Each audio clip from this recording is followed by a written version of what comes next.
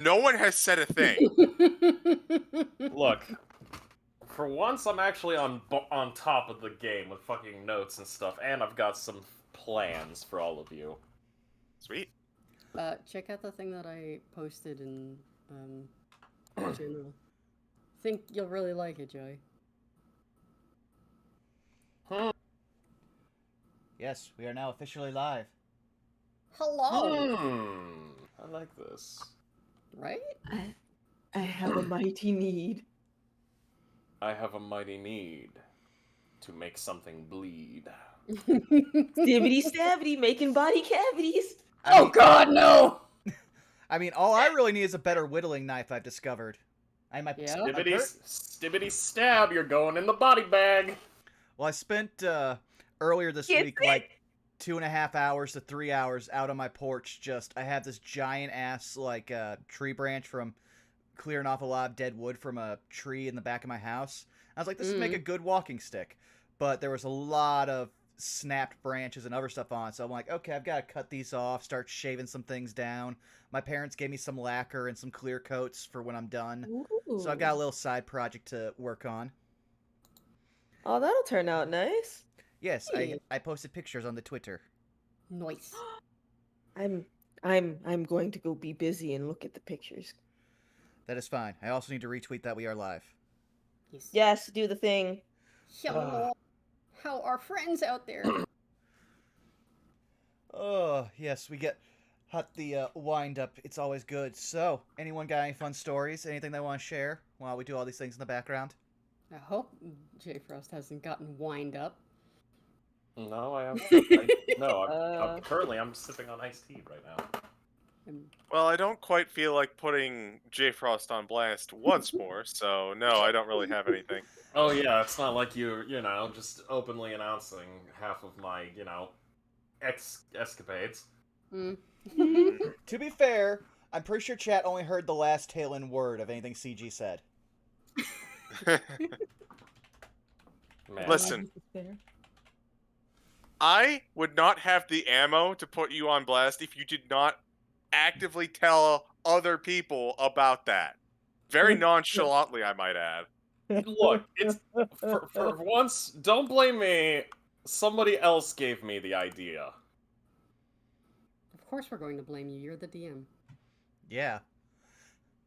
Also, you say somebody else, but to go on with what CJ was saying earlier, yeah, we'll be sitting in the middle of a, completely silent call, and you will just say, huh, I've got an idea. Who gave you this idea? Where did this germinate from? Okay, first and foremost, a good chunk of my ideas usually end up turning out to be pretty goddamn good, thank you very much. He's just manifesting his destiny, it's fine. Yeah, besides, for those of you that don't believe me, please go back and watch a certain Shattered Sun campaign and look up something called Operation Rusty Electrical Fork Socket. Mm-hmm. You can also go back to that campaign and look up something called Latchkey. Like the kid? Well, there was a kid, in a sense. What do you mean, see, the was is concerning. So, would you like context on this? Yes. Oh yeah, Oh, God, no, what had happened please. was. So, while you're doing this, I'm grabbing some shorts. story time. Why don't you have shorts on? Because I'm beach! Oh, I thought Because we can. We have fun here. Pants are optional. Pants for squares. Story time. So, in our campaign, we were supposed to go into this hive to fight, to try and get an item that previous group of adventurers hid in there. Mm-hmm. And so one of said previous group of adventurers like, hey, I've got an idea. I've got a device that I'm working on that can help get you through the hive. But when you go in, make sure that you don't touch it. Mm-hmm. Do not touch it with your bare hands. I think his exact words were, use gloves, period, stop. Yes. And then we eventually reach this thing, and there is a whole, plan that our boy J Frost's character is coming up with, and it's legitimately a good plan. Mm. Except he openly admitted to not wearing gloves. So, this magical item that was supposed to turn into a barrier of some sort instead tasted flesh and turned into a what I think it was called a maelstrom elemental. You Something have like my that. attention. It was like a fusion elemental. It was like a super elemental of all the other elementals, and we had to fight that thing. Yeah. It was not fun. I would Because- like stats. I would like stats for the Maelstrom Elemental. The denizens of the Maelstrom needs to meet the Maelstrom Elemental. I mean, Every mental. you say that, Bob, but I might have also given Wand a shit ton of like very dangerous toys for the Maelstrom. Just the Yeah, other I night. already. I figured that you would give the vampire a bunch of blood magic. Okay, look. When it came to that whole Maelstrom Elemental, we tried at least. Hell, I even protected the fighter by yeeting them out of that pit.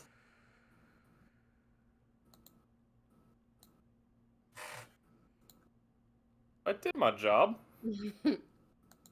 I did the tanky responsibility of being It's- the tank. You know what? You're creating your own economy. Your job is to be the tank, so you created monsters to hit you so you can tank. I respect it. Thank you. It's called job security. Isn't that technically just a Ponzi scheme? No, not really. Oh, you're right. Ponzi schemes are borrow from somebody to pay somebody else. What scheme am I Bingo. thinking on? I know too many illegal ways to make money. Let's move on. I mean, in terms of illegal ways to make money, have I ever taught you about this one thing? I mean, do you I know the shouldn't Fiddler's say Grift? you have my attention, but No, it's called not paying taxes. I mean, you always pay taxes. That's Al Capone died so that way we would always know, always pay taxes. oh my god. Yes, that was the lesson he taught. Even Who the Joker- IRS sends? I'm not paying my taxes! Even the Joker himself doesn't mess with the IRS. It's true. Oh yeah? Guess what? I'm not the Joker. Which is why you will never have a tank, so we're all safe. Say that. You say that. Yes, And I you did say that. You realize what I just bought for 1K. Yes, a wheel of cheese. I don't think you're fiscally responsible enough to get a tank. Hey, I wasn't the one who said it. Man, say. the buddy, the indigestion's gonna be strong. Look, I'm not eating that whole entire thing. Besides, I'm saving a good chunk of it for fondue nights. So, you're gonna I have do fondue know nights a for the next person- like year? Because I hope you got a lot for that $1,000 of cheese. Yeah! It's a big bastard! Are we talking like wheel for a car, or it is a Yeah, car? basically a wheel car! For $1,000, it better be a wheel for a steamboat. Better be an Autobot at this point. No, hold the fuck up. Hold the fuck up. Go back a couple sentences here. Just fucking. A Just, wheel for a steamboat. Yeah. I mean, they do kind of sort See, of. honey, I meet them, told don't you they? we could slap wheels into a fucking yacht. We'll make it a literally land tank. No. Land yacht. No. Our DM, everyone.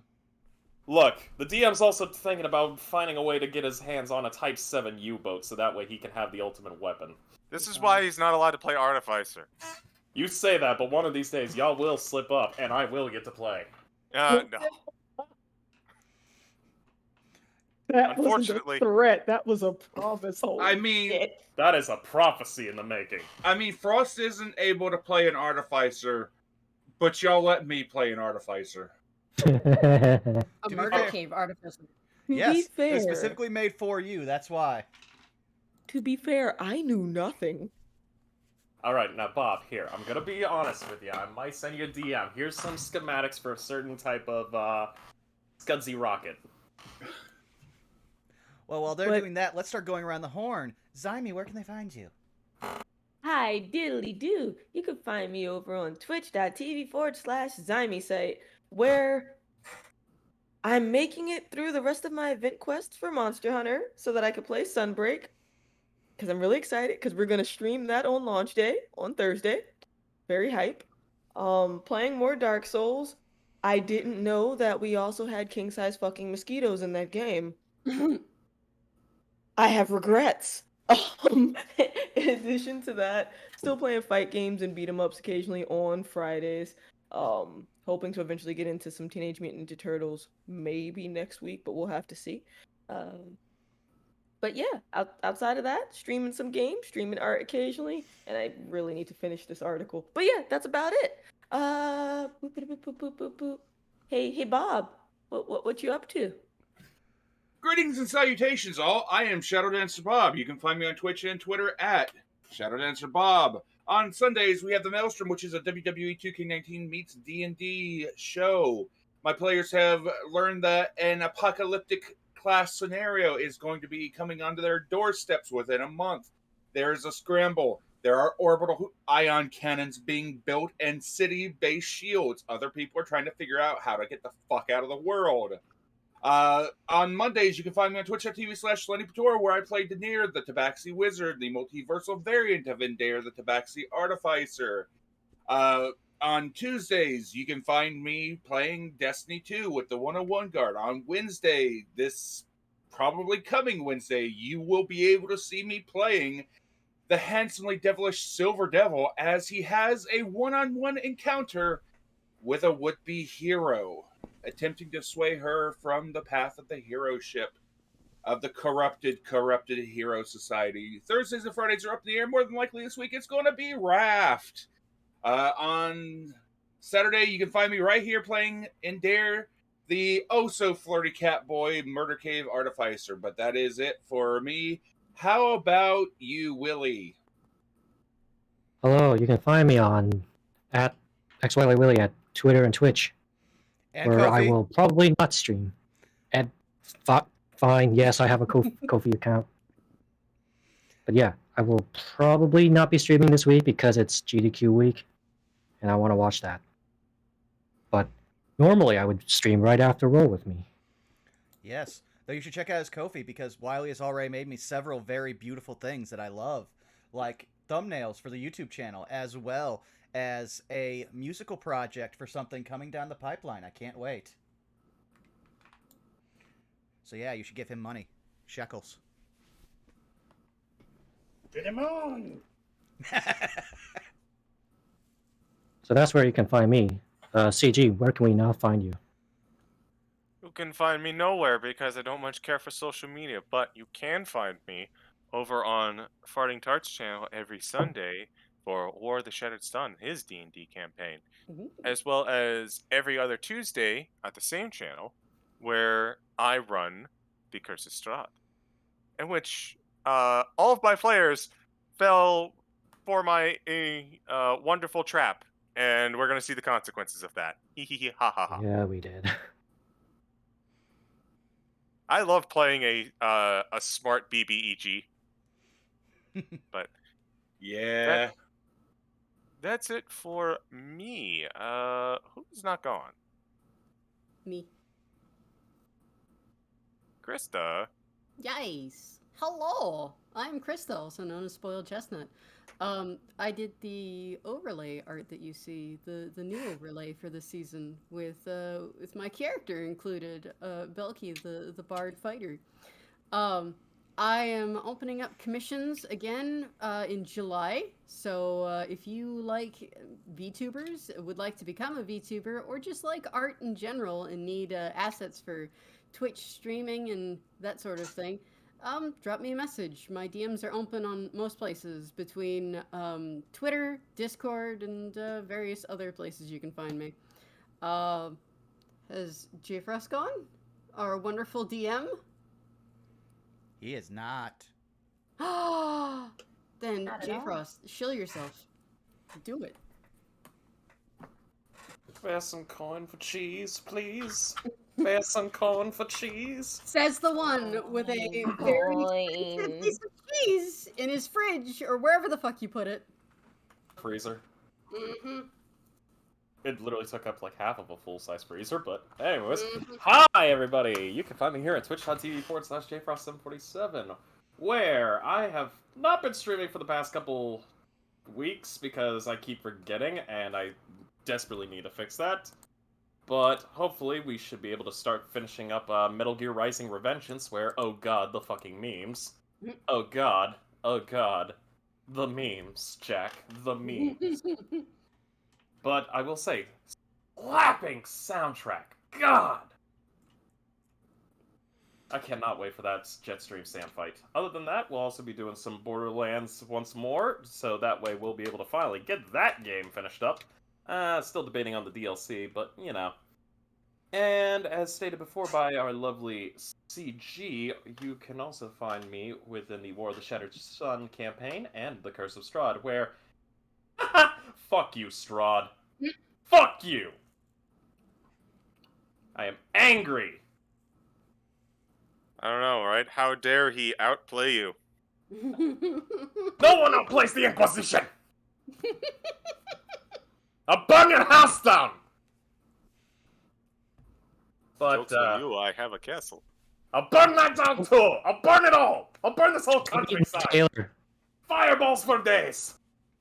As long as you don't eat my Taylor. Oh no, the Taylor's good. We're rescuing him. And Blinksy, because Blinksy is the most innocent lad. But other than that, not a whole lot. Oh, there was one thing.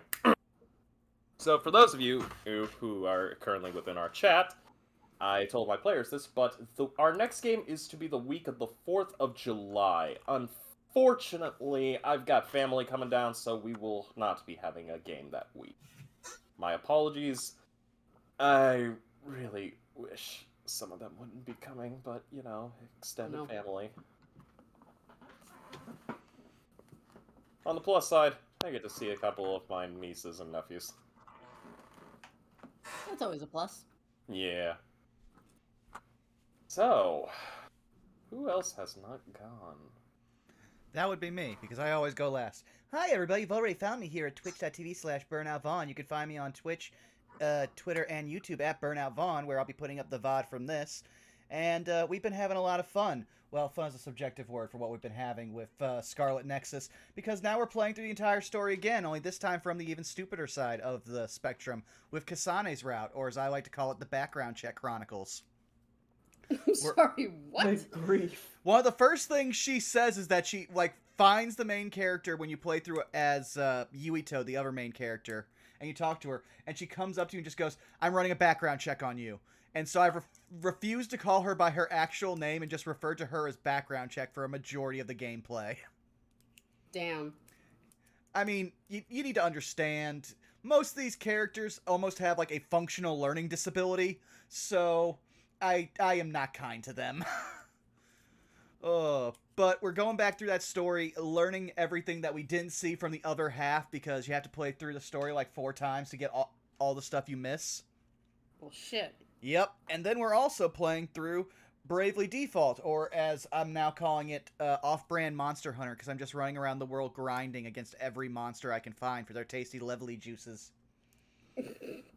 And we finally finished Gambler, or as I like to call it, the class that I want to smack upside the face with my hand, because it will only level every 3rd time you fight something. Oh. But aside from that, you can also check out our Tuesday game, which is Cholta Personality, where we finally made it to the Tomb of the 9 Gods! What could possibly go wrong? Oh wait, we're in a Lich's tomb. A lot of things could go wrong. Yes. But other than that, we've got something else coming down the pipeline that hopefully, after we can get a hold of some people, we'll be able to start promoting and let you all know what's coming down. Got some cool assets already getting piled up that I really want to show off. But until then, it's now time for us to play our lovely theme song created by X Wiley Willy. So if you'll just give me a second here, we'll get right on in.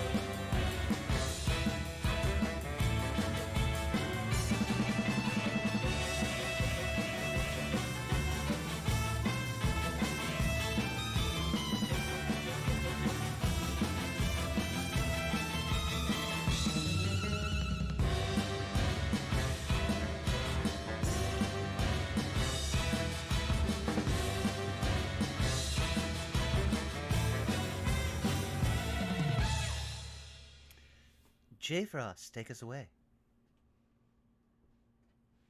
Eber.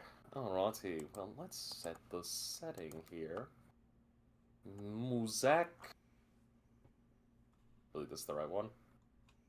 Oh, thank God, I got it right. Last time on Saved by the Spell. As our lovely, lovely students had to enjoy, we had put them through the loving educational system that is Strixhaven.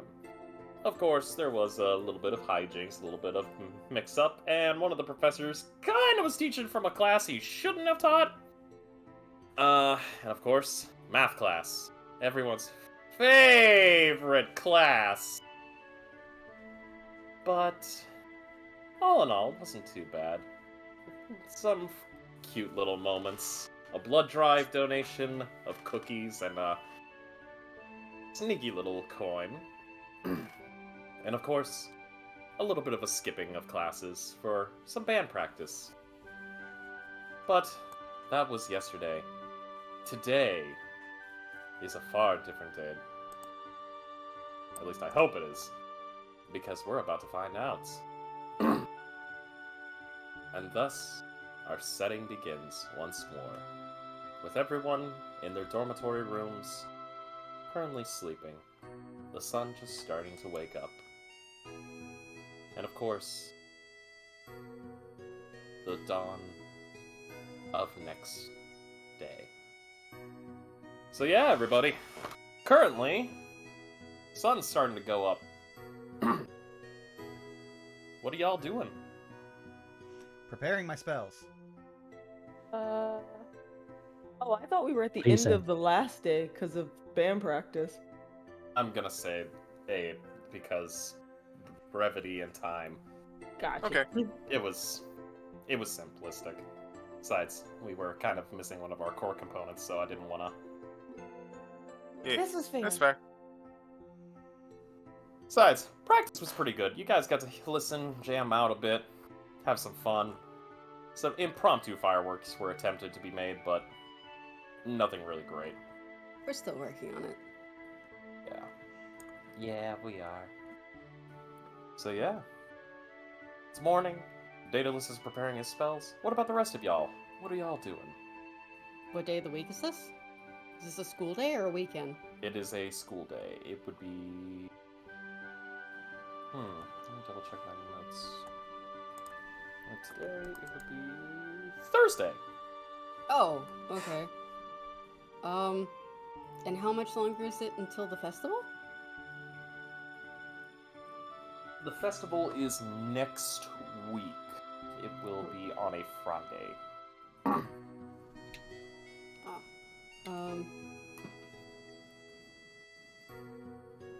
Yeah, if it's before class and things like that, Belki's probably, still tuning, like, still working on, lyrics and things like that for the new song that she's gonna unveil at the festival.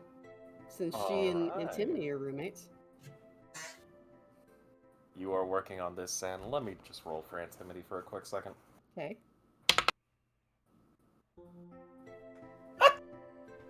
Antimony is deep asleep. I will, fling an eraser at her.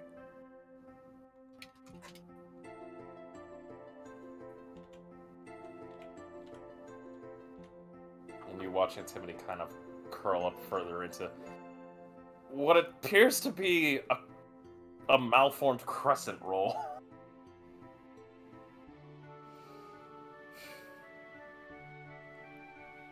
Come on, we have to get this together. There's only a week. They didn't exactly give us a whole lot of time. Fine. Fine. Just hand me one of those containers underneath the bed. Why? Are you feeling sick? No, I need energy. She'll roll her eyes and then reach to one of the containers and roll it towards the bed, and it doesn't quite make it. And then go back to writing. You watch a mage hand form and kind of that container and brings it to there, and you hear loud sipping. Caffeine. It is the food of the soul. Do you really need elixirs of awakening this early? Says Belki, the one time she wakes up early and does anything with conviction when she's, prepping for a show. Antimony gets up and she goes to kind of help out. Roll me... Let's see. Roll me a performance check. It's normal. 18. Alright. 18. You start working more intensely upon your future debut song. And as this is going forward, you're getting into the groove and rhythm of it. You're feeling a lot more confident compared to what last night's band practice was. So you're definitely bobbing and weaving up and down. You're like, okay, this is how the beat should be. Here's the melody, lyrical. It's starting to blend well together. Okay.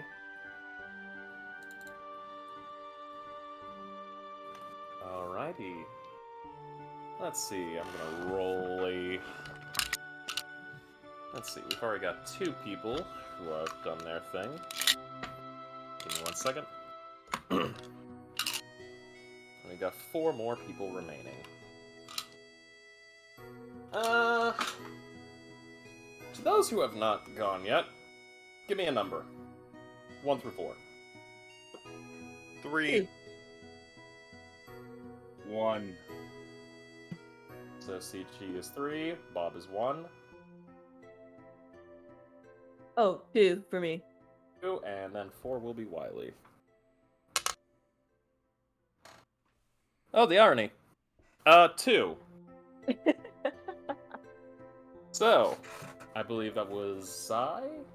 Yep. So first thing for Iapetus, what time is it? It's looking around like... Generally speaking, let's see, probably around like 6 o'clock. Okay. So then the reason why I asked is because Iapetus has a shift at 7. So, probably gonna take a moment, give herself a few minutes to, I guess, come out of essentially like her meditation of sorts. Check what her schedule is for classes that day, if any. Your classes for today are... Let's see. You have History of Magic and Art. You have Introduction to Archaeomancy, Arcano, Botany, and then that's basically it. As well as there's going to be some physical practice today with the Magical Defense class. Gotcha. The History of Magic, Intro to Arcana, the 3rd class, and then okay, cool. Alrighty, so she's going through that just to see what she has first. She'll probably like stretch out a little bit, get herself kind of cleaned up. One thing she is looking for is whether or not she's received any letters or messages from Mama Van de Ventu, because she hasn't received a response from the letter she sent. No message has come up. But then again, while some stuff may not show up, via owl delivery, there might be a chance of it, down at the main office. There's Gotcha. always the parcels and everything else, just in case. So then, she'll make a mental note of that, and most likely when she's on her way to her shift, she will stop by the main office, see if she has any mail. Of course. Outside of that, she's probably just gonna take a few minutes to study, because she hasn't really sat down and studied for herself for a little bit. Alright, you want to do some studying. Alright. Something If I you- need to roll for you.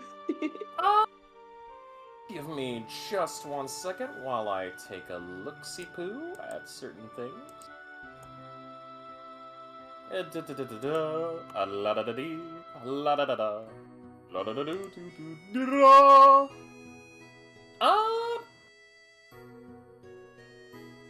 I will say...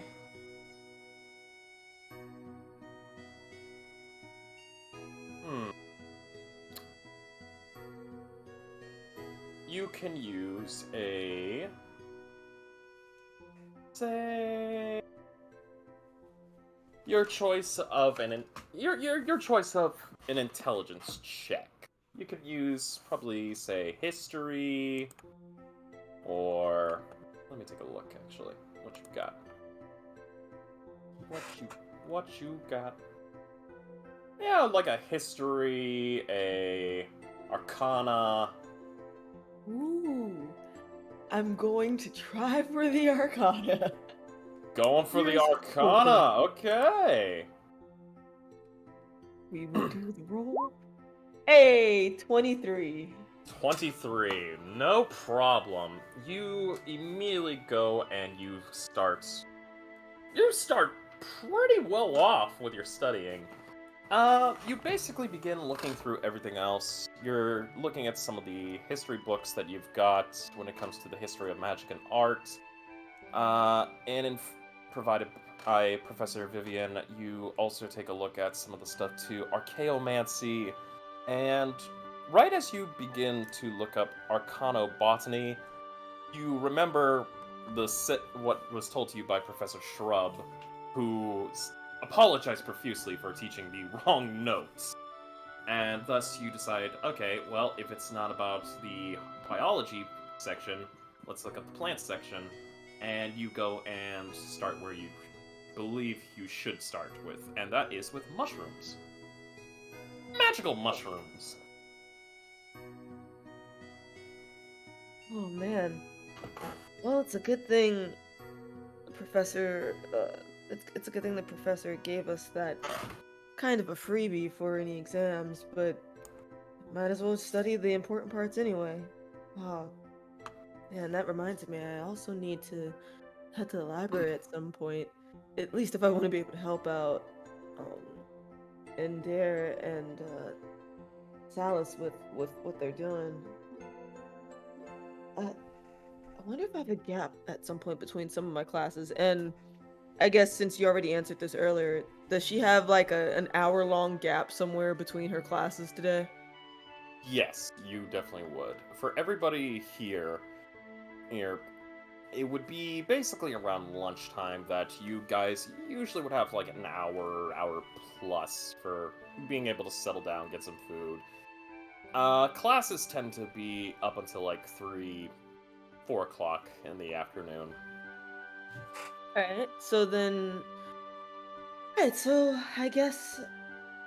God, shit, guess I gotta get ready for work. So she's going to get ready, like clean herself up, make sure she has her bag and stuff packed for whatever she needs. She'll check in on Lucy before she heads out, and then she'll head to work, and keep in mind that during lunch she's probably gonna head over to the library. Of course. And with that, anything else? Nope, other than knocking on Lucy's door. Just Knocking on Lucy's just a little... door. Hey, Lucy! Yeah? Daedalus immediately opens the door, peeks out. Who is it? Who do you think? Our room doors are attached. That just means that somebody got into your room. I'm pretty sure I would have known before you did. Not if they were very good at what they did. The nose knows, Lucy. But anywho, you good? I'm about to head over to, I have to go to my shift at the cafe, but, wanted to check on my little brother. I'm older than you by like 3 weeks, but okay. I'm Hey, just about dog ears, screw you. How do dog years and elf years work together? I mean, that's a real good question. Probably compounds. I'm maybe granny age at this point. Point is, little, like I said. Well, I'm gonna go visit Endair. Again, can't trust the food. That's fair. Well, I'm headed over to the cafe, and so far nothing's killed me there. So if you want something to drink, you could stop by the cafe too. Noted. Then he immediately goes back to finishing up his spells while throwing darts absent-mindedly at the dartboard. She's gonna ruffle your hair and then like head out. All right, I'll probably see you in class later. I gotta go. Okay. And then he'd probably just finish doing his spells before heading towards Endair's room. Alrighty. Endair, what you doing, boy? I'm making waffles. Making waffles! I'm making waffles. Alright. Belgian waffle, German waffle, what kind of waffles you making? Let's go with some Belgian waffles. Got some nice butter on top, some maple syrup. Got some very nice, very crispy sausage links. Got a little bit of spice in them. A couple links on the side. Good 3-stack of waffles. Good creamy plop of butter on top. Ah, shit. Am I muted? No? We can Okay. hear you. Okay. I was making a joke. How dare? Why dare? Endair? Oh. Sorry. Hey, Sorry, that's that actually good. I That like didn't that. work. No, my apologies. I didn't Sorry. see Willie's. I just saw Krista's post. Okay, I like that. That's That's- actually funny. My bad. Sorry. You're I good. like that. And no doubt the hallway is beginning to fill with the scents and the sounds of breakfast coming from this organized, chaos-filled room from the flirtatious cat.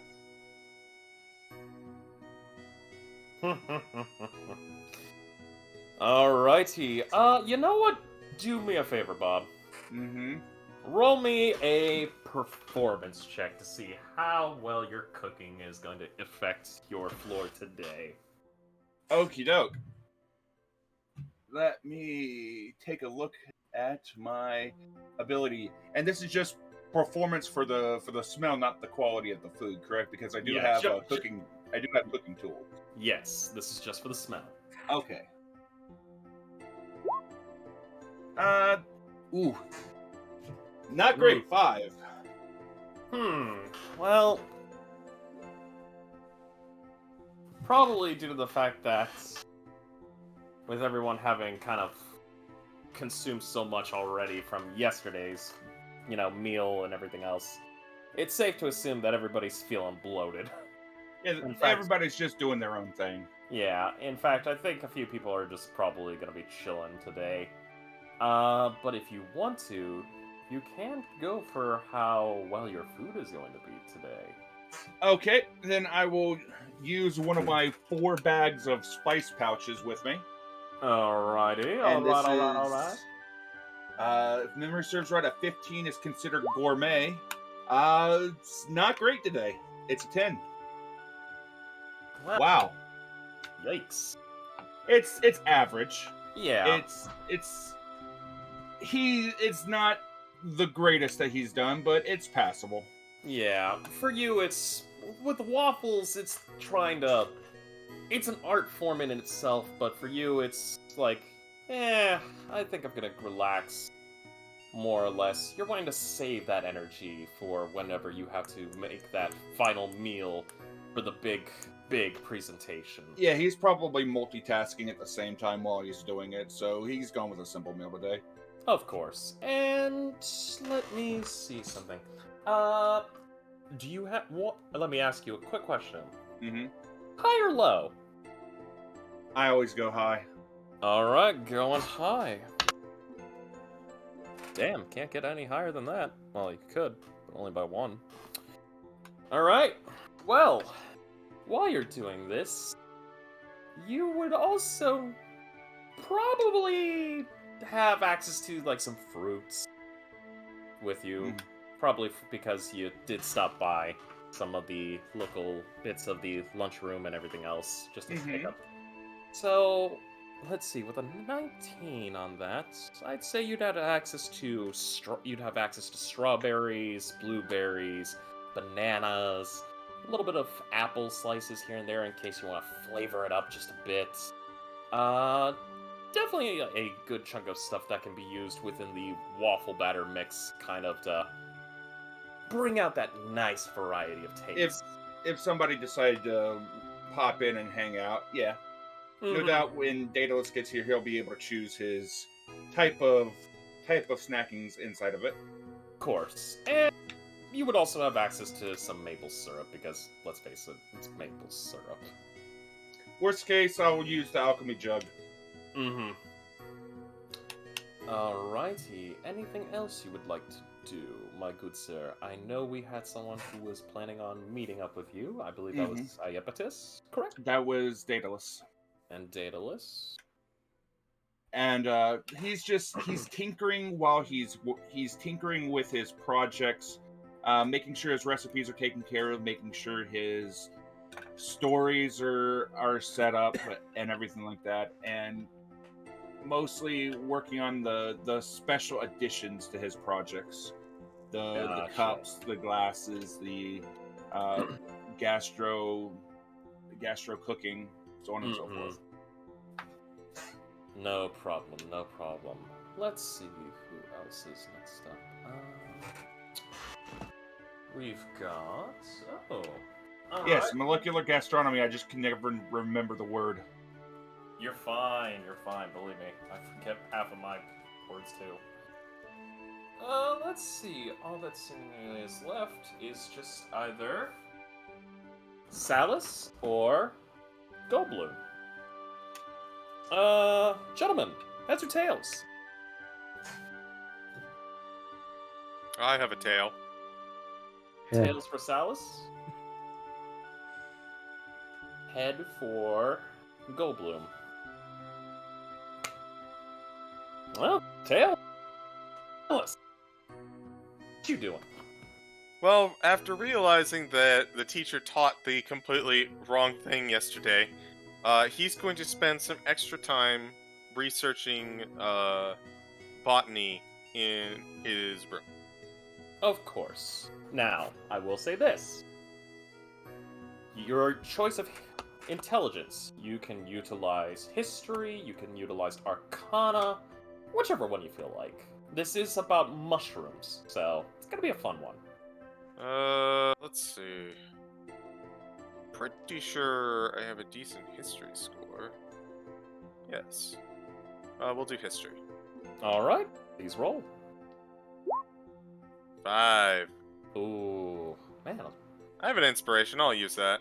Alright, please use your inspiration. 22. I don't know about you, but Salus here is feeling 22. Please don't sue me. 22. Very nice. You begin to read up on some of the bits of mushrooms, magical mushrooms, that Professor Shrub was talking about when he kind of explained that he messed up on things.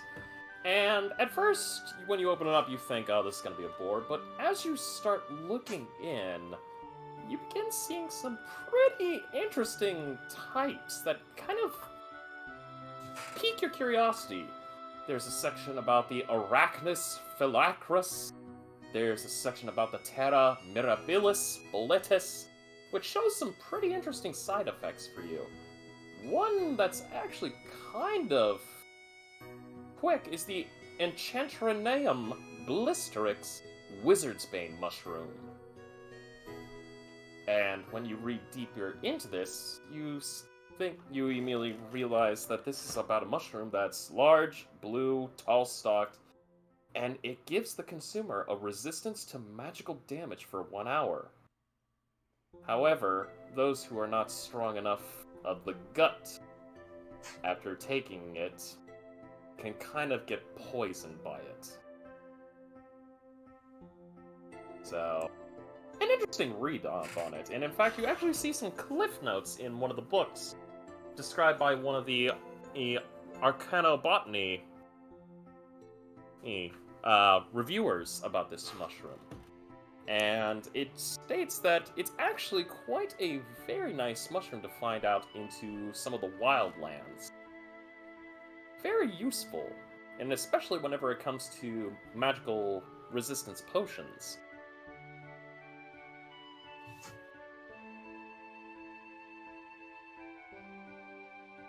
That is very informative. And that is a very concerning picture. But other than that, you read in, there's a couple ones here and there. Some got some goofy side effects. One kind of gives off a thaumaturgy effect that kind of just mirrors the whistling sound of an arrow whenever it's, you know, put in, when it has the wind blowing through its capstock. But it's neither here nor there at times. South would just continue to read for most of his morning.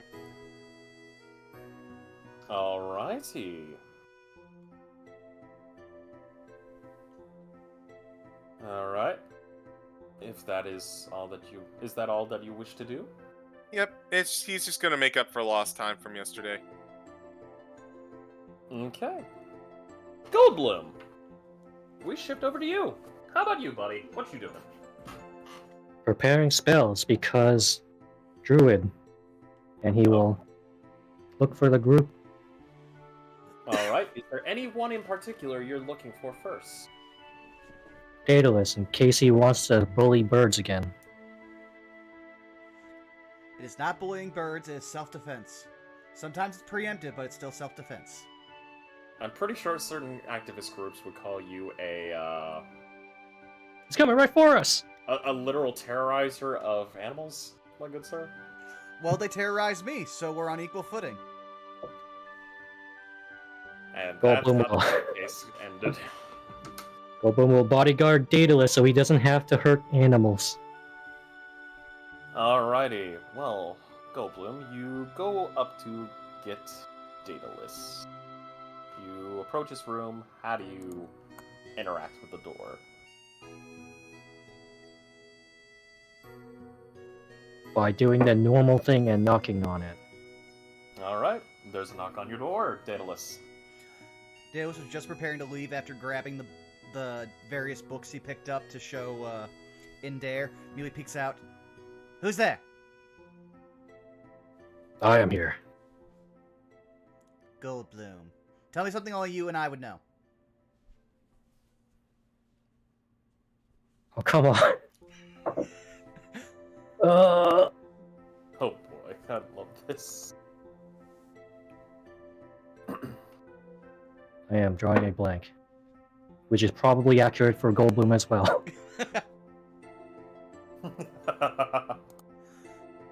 Seeing this, Daedalus would be like, okay, I'll make it easier on you.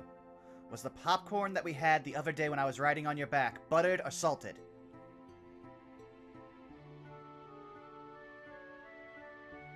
Shit, I don't remember. Was it buttered or salted? No one I wanna says so. say buttered. I'm literally giving you a softball so you can say whatever and I will go with it. Oh man, I think- your choice, my guy. I think it was buttered because I like it. Correct! Okay, how are you doing? Daedalus immediately throws open the door. Oh boy. He will duck his head and walk in. I'm assuming he has to duck in. Oh lord, Of this would be the course. first time you'd see his room and the chaos that is his room. Oh. So, what brings you here? Making sure you don't get hurt. Ah, very good, yes. And to make that easier, I was just about to head to Endair's room for breakfast, because we can trust that he will not try to poison us.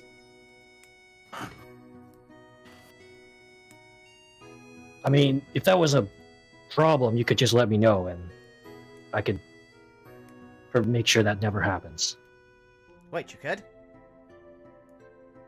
Not right now. Okay, then we will In the go with the future. original plan, but that is good to know for the future. As Daedalus just Yes. like points out the hallway and starts walking.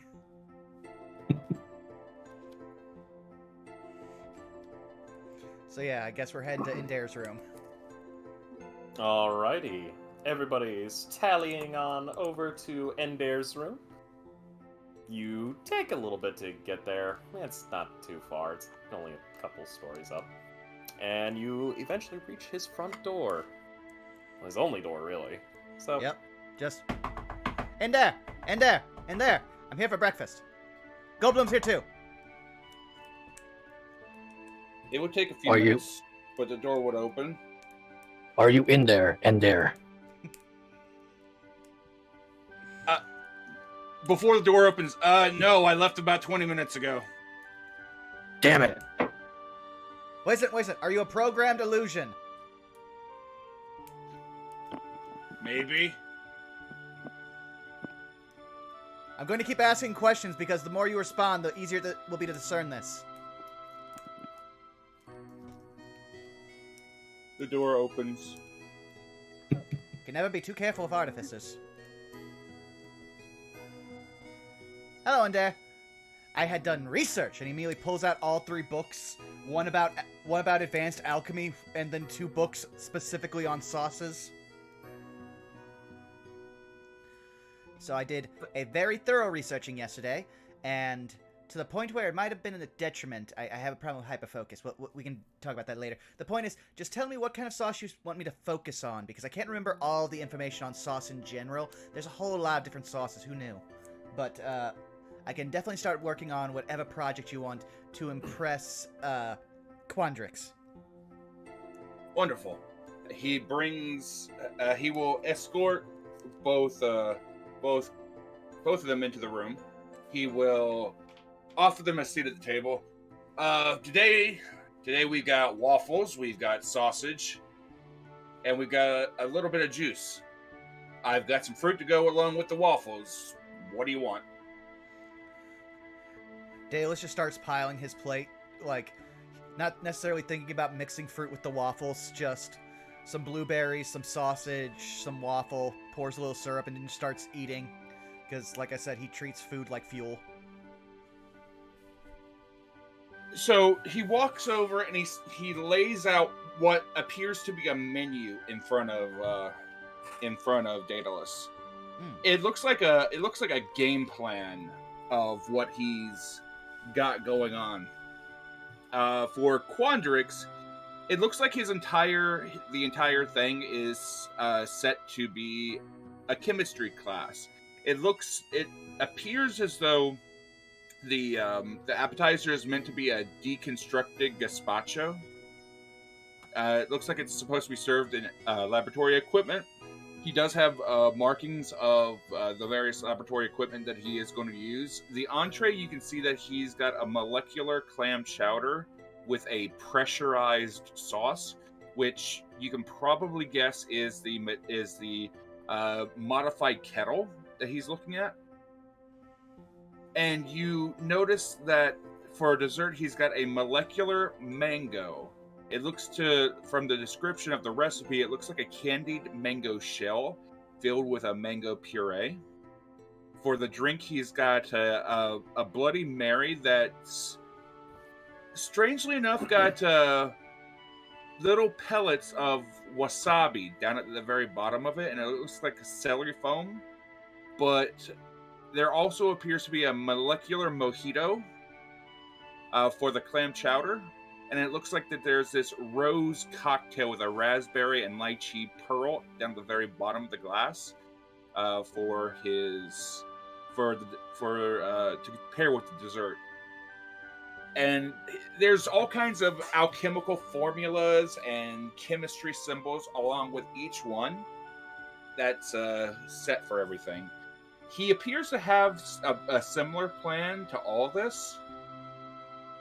And if you don't mind, Daedalus, go ahead and make me a perception check on one particular one. Okie dokie. It might not be, it might be a little bit weird for you, but it's quite interesting. So looking over at each one of these, it looks like they have a theme. It looks like Prismari is what it looks like with Prismari. It looks like it's telling a story that's a combination of a story and a love song. Witherbloom appears to be this weird catalyst between life and death, and the focusing of nature, going from spring to summer to fall to winter. Quandrix is all about chemicals. It looks like Silverquill appears to be focused entirely about like a temple feast, like a festive holiday temple feast. And for Lorehold, it looks Lorehold is very interesting in the fact that there's notes about actually carving for a dessert for Lorehold.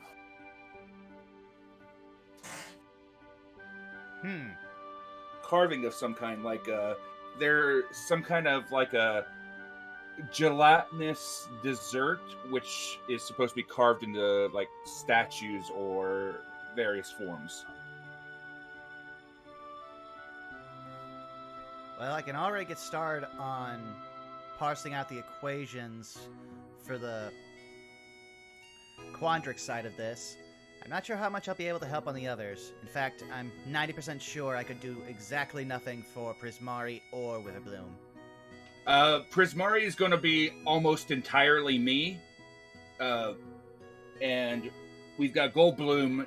Goldbloom is going to be my star player with Witherbloom, especially with the way how we see here with the appetizer, how it's supposed to transfer from a whole bunch of seeds to a full-on salad mid devouring, and then we got the dessert, which is going to transfer from the entree over to the dessert by the mushrooms growing, which I think is going to be really useful given what some of our classes have been going through.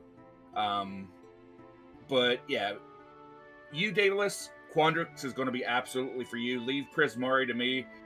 I've got something. Let's just say Professor Naylock may have helped me a little bit with Prismari. Ominous. Okay. Will you need any assistance for Silverquill or Lorehold? Because I would be lying if I wasn't also hoping to get their attention with my terrific transcriber. With Lorehold, if you want to help with your transcriber, you could probably give a little bit of a history lesson of the things that I'm carving for it. Silverquill, that's... Unless you want to go into a history lesson about the actual festival, Silverquill, it's all about a festival, like a temple celebrating a festival. So if you want to go into a little bit of history about a particular festival that we might be serving for, by all means. Not sure how well I'll be able to do that. I don't have much in the way of illusions. My family was not very fond of them. I can imagine. But yes, Daedalus will just start going through like what spells he has and see whichever ones you want, because that's basically what Belki had him do for them as well. The terrific transcriber is going to be one of the most helpful. A lot of the hands-on work is probably going to be needed from Goldbloom for, like, say for example, helping plants grow or helping transfer things from one state to another. He's already said that he's going to be handling Prismari himself due to the fact that it's going to need a lot of like prestidigitations and show and pizzazz and pretty much showmanship, and he's got a few things planned for Prismari, which the goblin in me out of character is absolutely excited to see how Prismari goes. Willie's going to help with Witherbloom, and you're going to be able to help out with Quandrix, Silverquill, or Lorehold, whichever you prefer. And no doubt anybody else in the party that wants to help will be able to we'll be able to find a place for. Yes. My only concern is that I will probably need to start preparing spell scrolls. I do not have nearly enough spell slots to go through multiple performances. Even during a single performance, I'd probably run out of most of my abilities to cast second-level spells. You got a bottle of ink? He will immediately pull out the bottle of ink from his scholar's pack. Endair walks over, picks up the alchemy jug that's sitting nearby, brings it over. He uncorks it. Uncorks, is that magical or non-magical ink? It's empty. Well, no, I have 50 GP of magical ink. This is all that's left, so it'd be basically a sliver. He just straight up fills it up. You get half a quart of magical ink. Alright. And he gives himself the other quart. You have 1,800 gold worth of magical ink. Alright, that gives me plenty of time to work on spell scrolls. Perfect. I'm not going to lie. As soon as you gave me magical ink the last time, everyone decided that they wanted a copy of my spell. And so that took up basically all of the ink. But this, I can work with this. He gives a little bit of a grin as he puts the alchemy jug right back to where it was, sets it right back to where it was, right next to the number of very large chests which seem to be open and filled with a lot of different kinds of foods.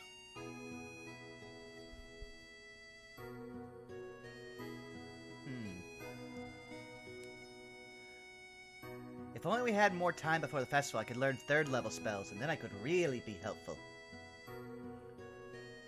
Right now, I just have the one that I can do thanks to circumstance.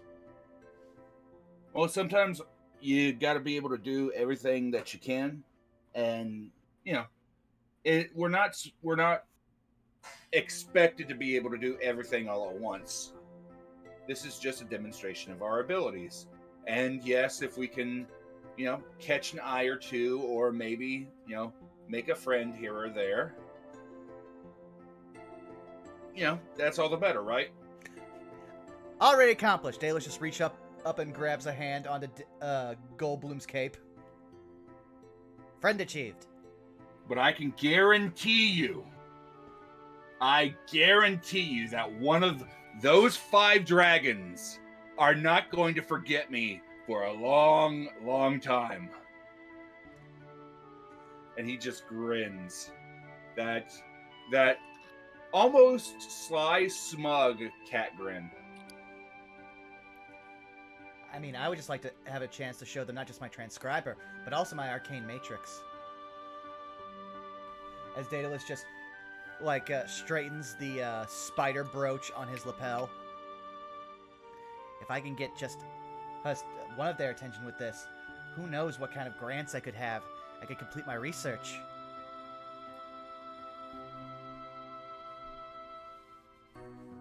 Who knows? Maybe even have one of them take you as their apprentice.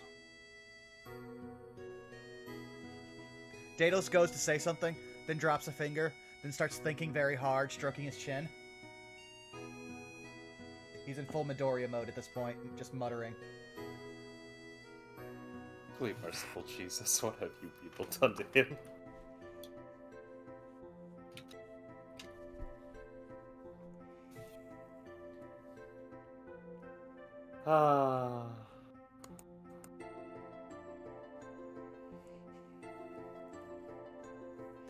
But yeah, unless anyone's got anything else, Daedalus will just focus on eating, and yeah, that's about it for now. Endair will make sure that you two are taken care of. He's got the food ready. He's got plenty of food, plenty of juice, and he's just keeping an eye on the clock. Well, he goes about after he makes sure that you two are taken care of. He sits down with a plate, and he goes back to. It appears he's making a plate that looks like a complete treasure map, but it looks like it's missing pieces.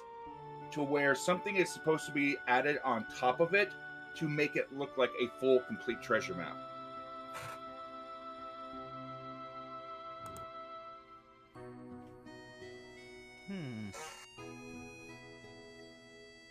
Meanwhile, a short distance away, there's just a cup that's changing forms every 15 to 20 seconds. From a unfinished cup, to a finished cup, to a well-worn cup, to an old as fuck looking cup, and then it reverts right back to a unfinished looking cup. Your cup seems to be in flux. I could fix that. If you want to take a look at it, by all means. It's supposed to change forms over the course of a meal, to where as the meal is being had, it's going to change the flavor of its drink, and also change the form of the cup, going from basically the lifespan of a cup. Oh, it's supposed to do that. I thought something was wrong with it. Nope, I just have to get the timing right with it. I haven't gotten the timing and the flavor profile set yet. Is there anything I could roll to try to figure out how to do that?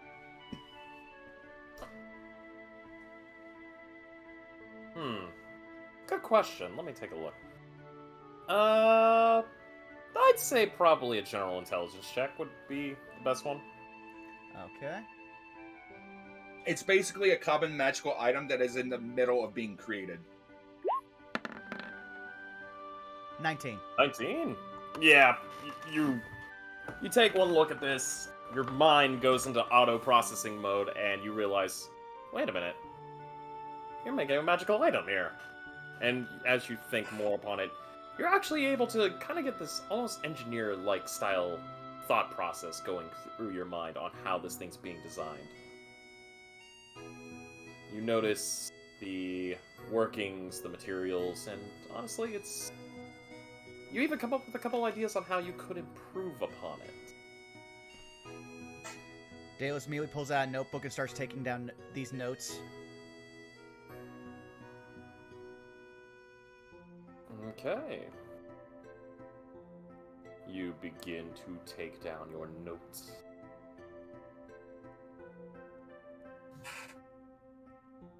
Anything you would like to do with this, if I might inquire? Well, Daedalus would probably first start to think of how the problem was he said he needs to stabilize it to go when he wants it to, and also have the flavor profile. So Of course.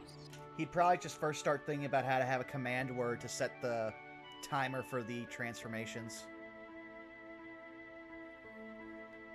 But it's not that difficult for you. You think long and hard, you think, okay, so timing is everything. You want to put it right here, work through here, and here. Oh, well, that's easy. And as you begin going into autopilot for this, you're just thinking, okay, so start right here. Command should probably be around 0.3 seconds in, maybe about 10 seconds for this, and eventually you come up with practically what you would assume to be almost a finished product. At least, note-wise. Still has to be put into... You need to put the theoretical to the practical. Daedair, can I experiment with this for a quick second? Who? Endair. I'm sorry, I might also have like 3 people like sending things to me at just this moment, but yes. Somewhere on a tree, a plague doctor's mask just turns and looks at a different branch of Ixodril. It's bound to happen eventually. True. Yeah. What's up, Daedalus? Do you mind if I just... Well, he picks it up and he starts, Go tinkering ahead. around with putting, inscriptions on. And then prepares... Go ahead. Okay. We've got a couple hours before class. Feel free. Alright. Well then, Daedalus will start, inscribing the magic he needs into the, cup, and then try to set the command word as a simple begin in Elvish. I don't know what that is.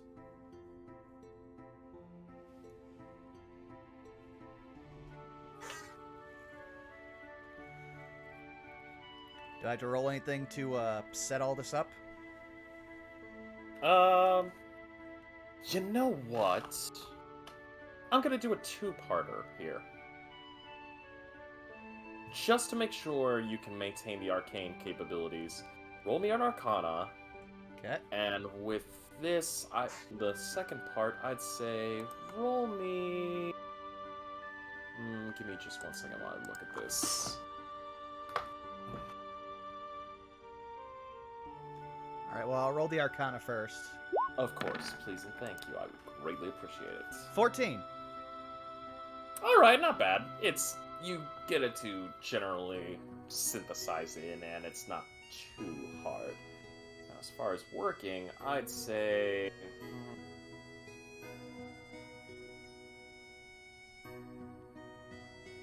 I'd say do me a favor and roll me a roll me a performance. Oh, this is gonna be great. Oh, a 21. All right. For the arcane capabilities, you think you managed to get it in. Again, you're still needing to put theoretical to practical, but as you perform on it, as you begin your workings upon it, it's actually not bad. In fact, you're actually feeling kind of the motion of it.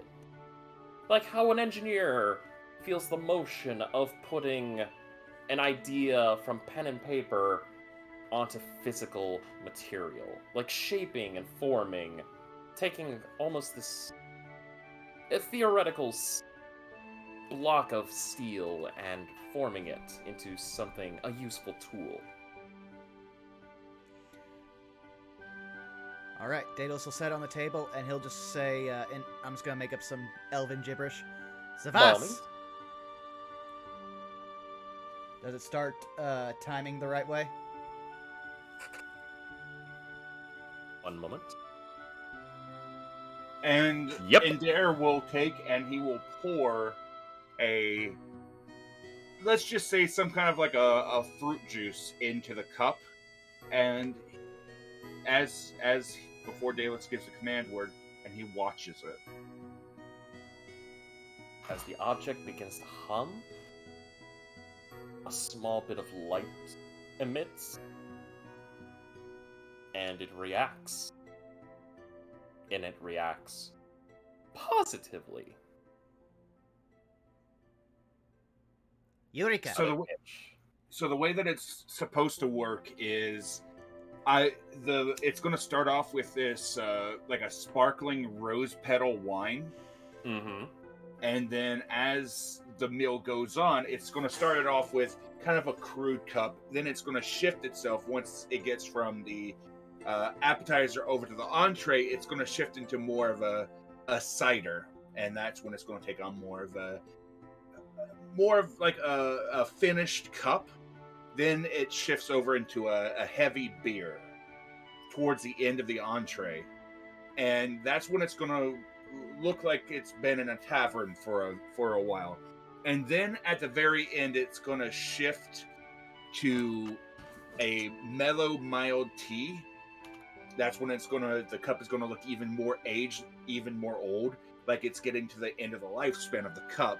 And at the very end, it's going to shift itself down into a very, very toned down, sparkling rose petal tea to kind of close out the meal as it opened, going from a rose wine down to a rose tea.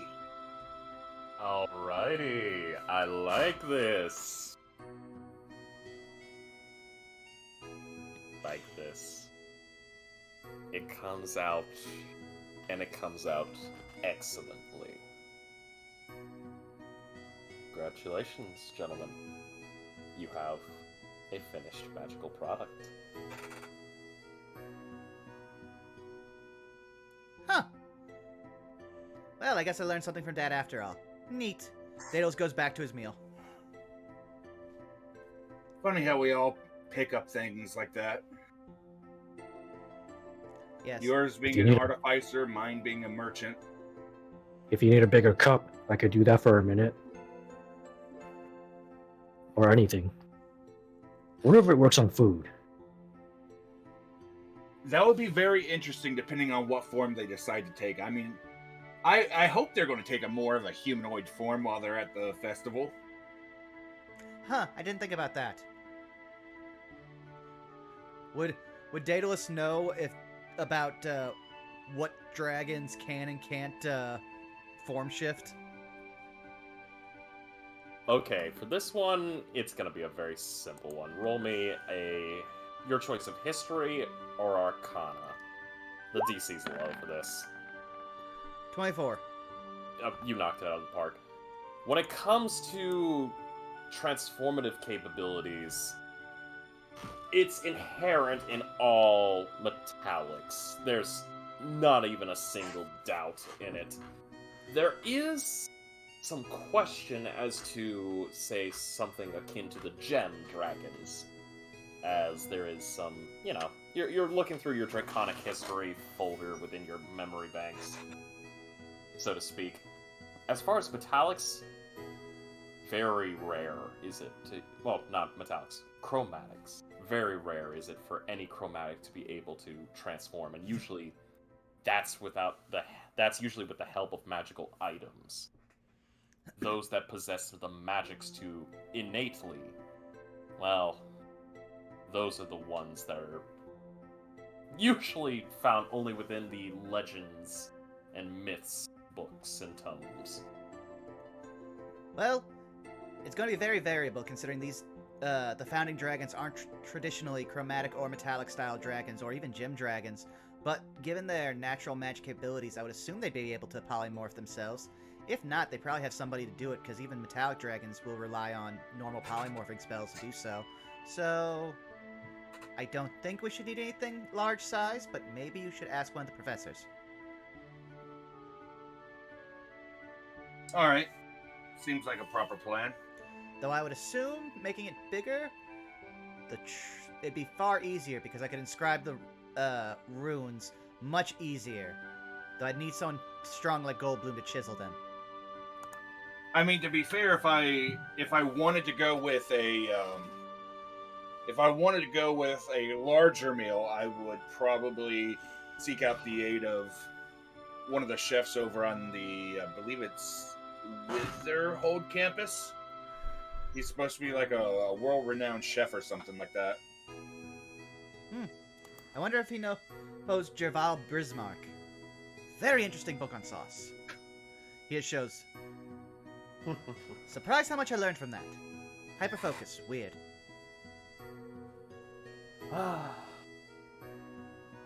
Cooking teaches you a lot, man.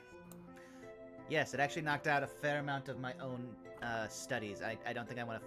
That's why I wanted to figure out just what sauce you have, but since I know that, I can just focus on making this one work. I had lemon reduction on the brain for half of yesterday. Is that why you kind of messed up in class? Yes. At least I believe so. Either that or I was cursed by the owls, but I think the hyper-focusing is much more logical. Owls are still getting you, huh?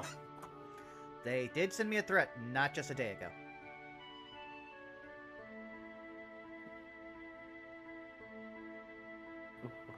You know what? I think it's going to be okay, unless the Grim Owl shows up. The what? So you know how whenever a graveyard is first made, they always bury a dog first to be the guardian of the area. It is typically called a Grim. Well, there are indications that they do something similar, but it's an owl. So it's this black as night owl with burning red eyes, and it said that once you see it, something terrible happens to you. 10 deception. Ah. Well, this would be hilarious considering my insight score. Alrighty. 3, yes. Oh my god! Goldblum just believes him. Yeah, no. Daedalus just writes down all the notes about a Grim Owl, and then under that, he writes, "Keep Tussie away from graveyards." Because the black dog thing.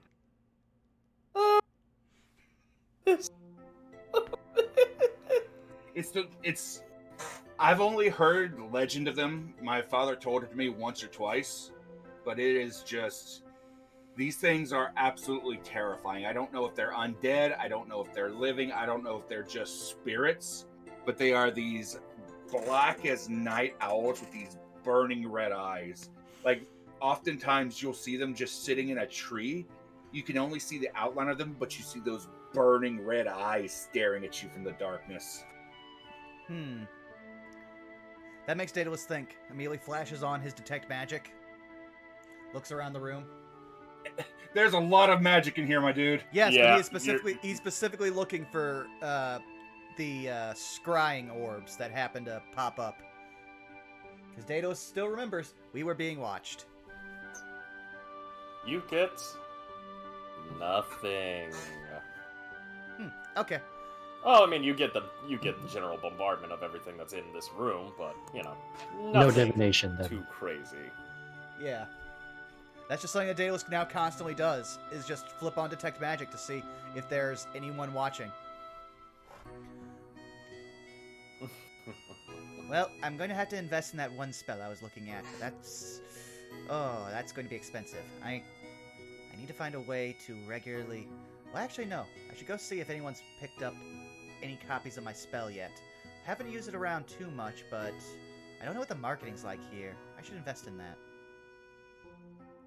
Now Daedalus is again going into mumbling mode. I mostly stick to stuff that's, consumable. That way people will always need it. Well, considering that only about 1/3 of the entire school's population will be able to record the spell easily, that means that sorcerers, warlocks, well, the majority of warlocks, druids, clerics, a large amount are going to need to actually keep buying the spell over and over to use it. So that'll be a fair bit of coin in my pocket. Now, the real problem will be is if somehow the gods find out about this, because then they can just start adding that to their portfolio. And I feel like that's a breach of copyright. Find out who finds out about this? The gods. Because technically, if it falls under a god's portfolio, if they want to, they can add it to a cleric's or paladin's expanded spells above game. I would love to see you find a lawyer that would take Paylor to court. You have never met my mother. Oh boy. Let me put it this way. She learned about trademark laws from dwarves. DM will remember this.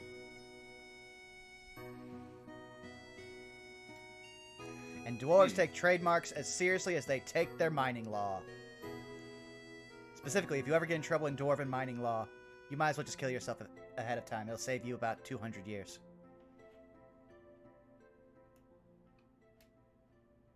Noted.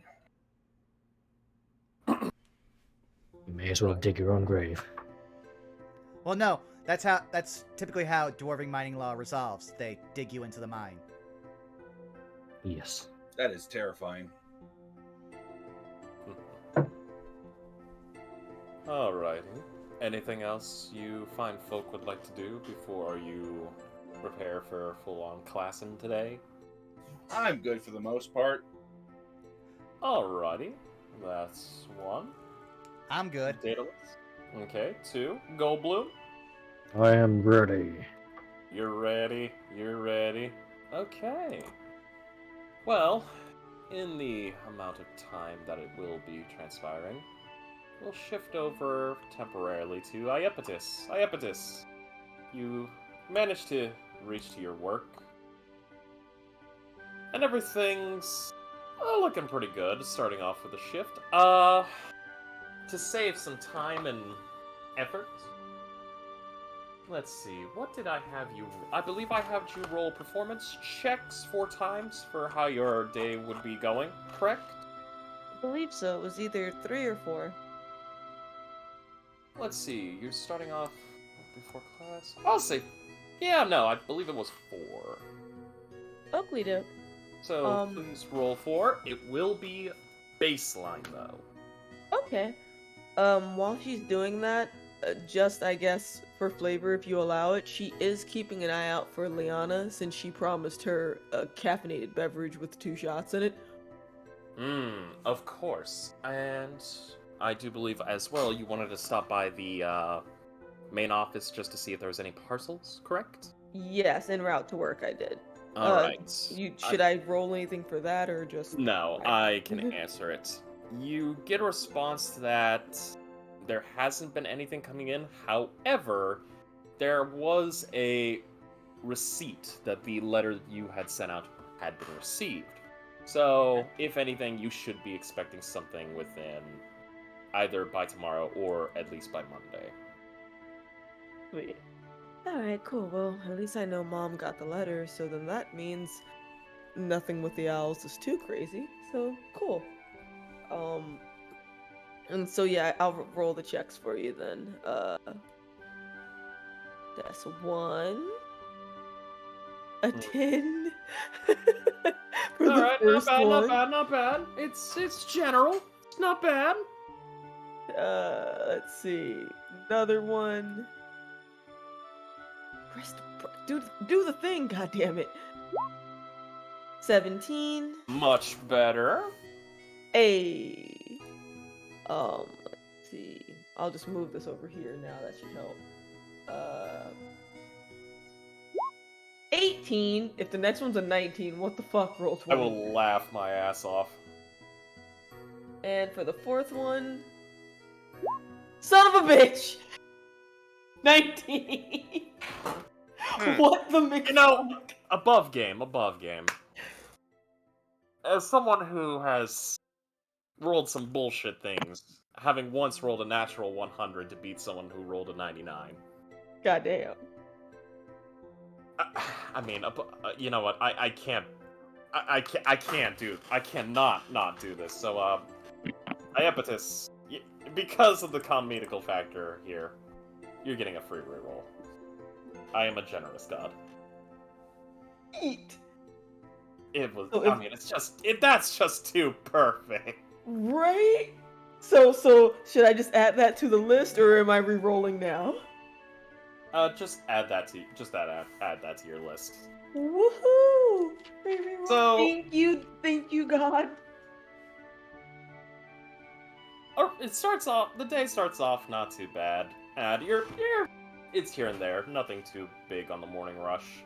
And then the morning rush hits, and as the next 3 hours kick in after your original starting hour, everything goes pretty good.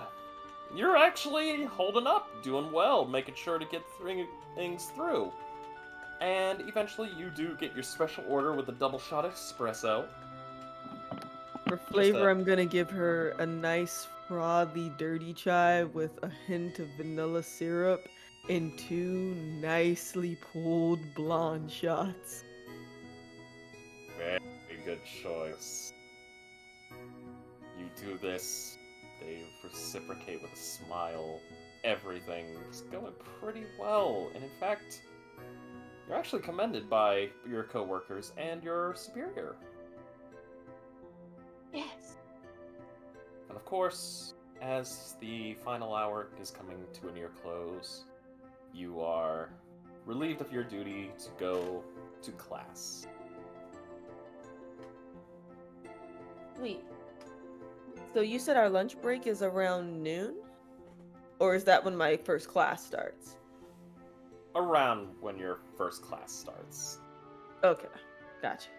Lunch technically begins around like 1 o'clock, 1:30. Okay. It's a later lunch. Alright, well, then she will start heading towards class. If she has some wiggle room, maybe she might like peek through the school store, but her shift ends at 11:45, so she's like kind of can't sort of afford to be late to this, so she's gonna head on over. Of course. And from here, we shall go down the listings. I'm gonna make a call here. First and Bless foremost. you. Ooh, thank you. You're welcome. Just to save some time and give everybody a little bit of fun, we're gonna simplify today's classes. So we'll go down the list. We'll start off with Inkomancy class. which is, of course, staffed by our lovely Daedalus, Salus, and Goldblum, as well as a few other students for Professor Hootsworth. For today's class on Incomancy and spells, as stated before, I'm gonna make this generally simple for everyone. Please roll me... how do I want to put this?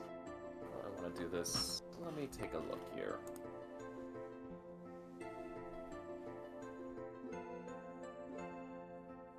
A general intelligence check.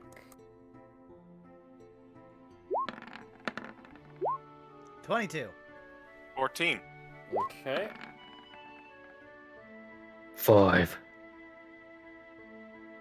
Class for each of you goes a little differently. Daedalus, you're keeping up on things as Professor Hootsworth goes down the line of explaining Incomancy's properties, especially with the more advanced techniques of recording into spell scrolls and everything else.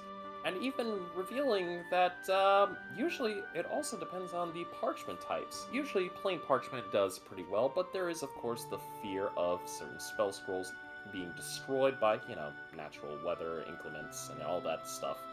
So you start recording down potential offsets that would work best, and some of those include some hides, some include some very nice special gilded papers that can help. Salus, more or less the same, but you're kind of just thinking, alright, everything else should be not too bad. For you, it's making sure to keep updated on notes, as Professor Hootsworth tends to jump in and out of teaching and storytelling. Goldblum, this class is dragging. You're barely even there mentally. You're just like, ugh. This has nothing to do with what you want, and you think back to Professor Shrub's class. Just thinking, man, I'd rather be in there right now. So, with that, we'll go to the other half of this part. The history of magic and art, with Endair and Iapetus. With Professor Vivian Elaine, and I believe also Belki. Yee. Yep, there we go. For all of you, I would like you all to roll me a general intelligence check. 12. 5. Button. Where are you, Button? Okay, I found you. Might be. Ultimate button. I was trying real hard. 22. 22. I almost selected saving throw. Do I get to add Jack of all trades to this? For general...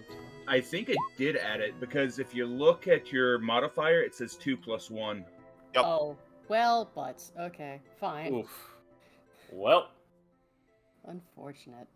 Iapetus, for you, the history of magic and art kind of comes down quite well. You're taking a look, and as your Professor Vivian is describing everything, they go through the history of kind of the nature of the weave itself and the powers included within it. There's a little section dedicated to Maestra's body and how it's usually worked within certain bits of art and all such, as well as the fabric. And they kind of go also into the beautiful artworks described by some of the old special areas that are kept within the world. In fact, one of the biggest ones happens to be kind of usually seen by seamstresses whenever they make depictions of certain arcane histories. One including the famed spell plague that once tormented the entirety of the world. There is, of course, the abilities and capabilities of poetry, in a sense. within the week. Does that pique anything that might relate to the tapestry that Salas was talking about? At all? Like when she hears it, is that something that she's like, I should make a note of this and check later? Usually, you know what? A little bit. It tells kind of... she basically explains that usually whenever it comes to tapestries that convey about magic, there's usually always some threads of ancient arcane history woven deep within. As well as the fact that there's a sub-story included that you really gotta look into, but sometimes it's beautiful, sometimes it's depressing.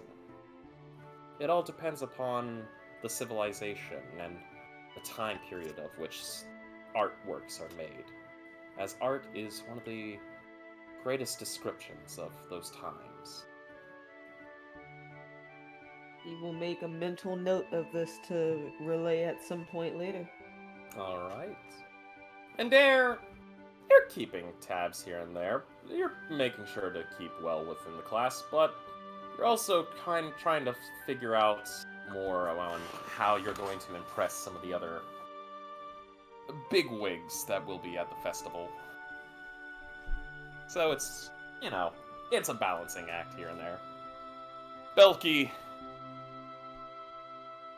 I'm probably busy with lyrics. I'm not. Yeah, paying attention. you're way too focused right now on your performance capability that you're gonna be going for, and in fact, you're just like, look, you're mentally checking out of this class right now. Yep. Is Antimony in this class too? Antimony is within this class, but Oh, well. you see that she's trying to take notes, but they're also kind of like dazed in and out. That's fine. She's got the notes. That's all that matters. I'm not worried about it. If I really need notes, maybe I'll hit up Rosie. Bingo. Rosie! Actually, let me roll for Rosie. The classic school tactic of, I'll just bum someone else's notes. Yup. Huh. Not good, Rosie. Not good. Oh no.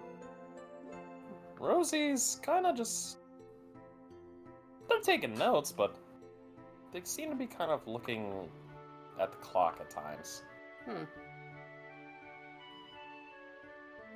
Do I notice this, or... What's your passive perception? 15.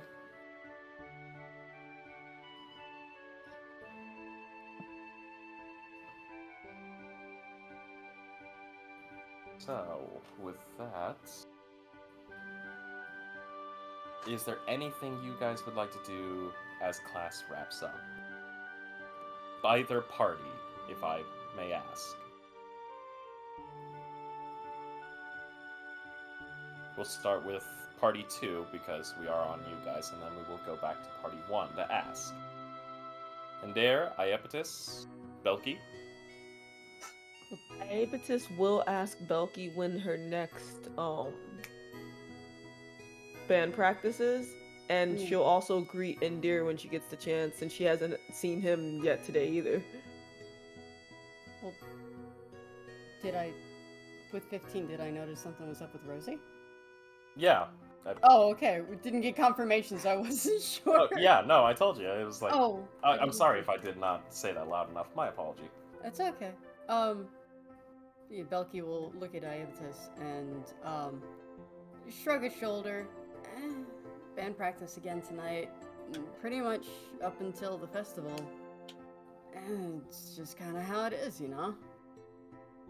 No, that's fine. I just figured I'd ask because I know you had wanted to know if I could help out or not. So that way, at least I know when to show up for the practice and whether or not it'll be the same time. Yeah. I don't want to miss and not be able to help. Yeah, well, hey, do you know if your brother's busy or anything like that? He's got like a head for magic and things like that, doesn't he? Yeah. So I know both of us are also helping in there, but I mean, I could, if you already let him know during dinner, so I mean, I could just remind him to reach out to you again. That way he knows what you need help with, essentially. Oh, you guys are already teaming up with the kitty cat. I see. And Belki will turn over to look at Endair. Not in the party, are we, Catmandu? Oh, whenever you have a project like this, it's always best to seek out those with the best experience in certain aspects. Uh-huh. In the way I see it. Oh, go ahead. I was even thinking about approaching you for your expertise with with a couple topics, maybe a particular trade-off. Uh-huh. And what are you offering? Baker's dozen of something sweet or what? If you want something sweet, I can provide that. If you're looking for something more flashy, I can provide that. Lean a little bit more towards that one, friend. Tell you what, you help me make I've got a certain narrative I'm going for.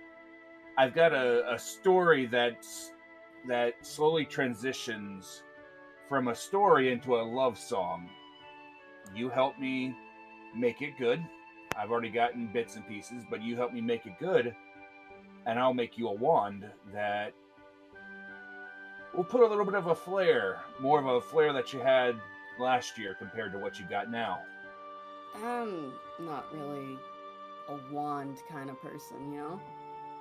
True, but somebody that's off stage might.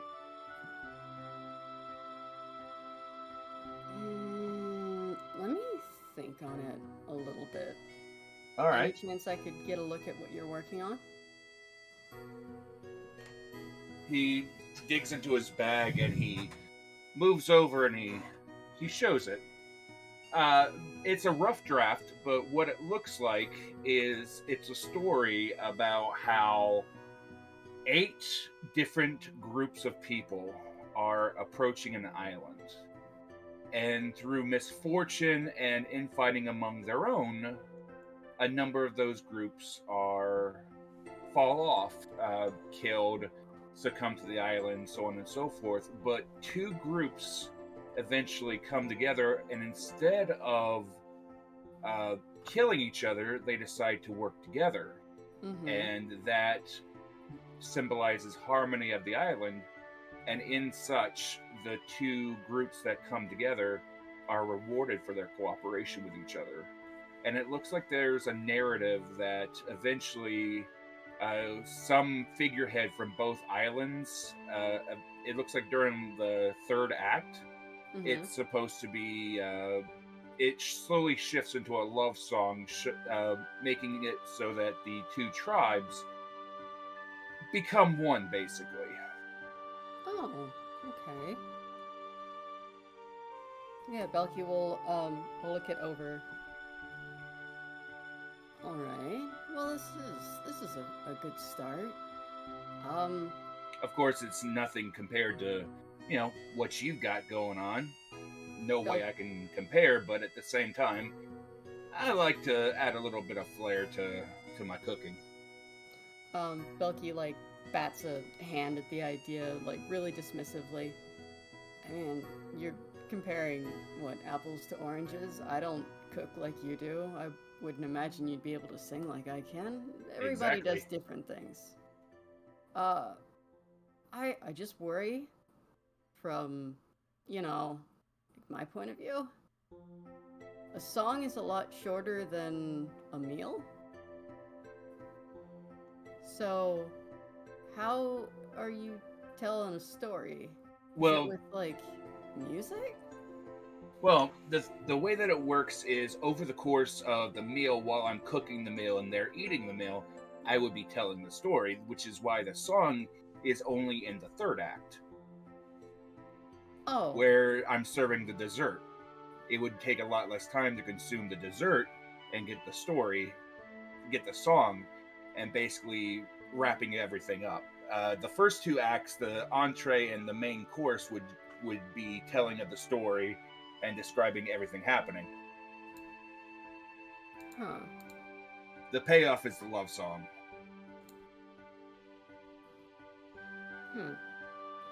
Well, yeah.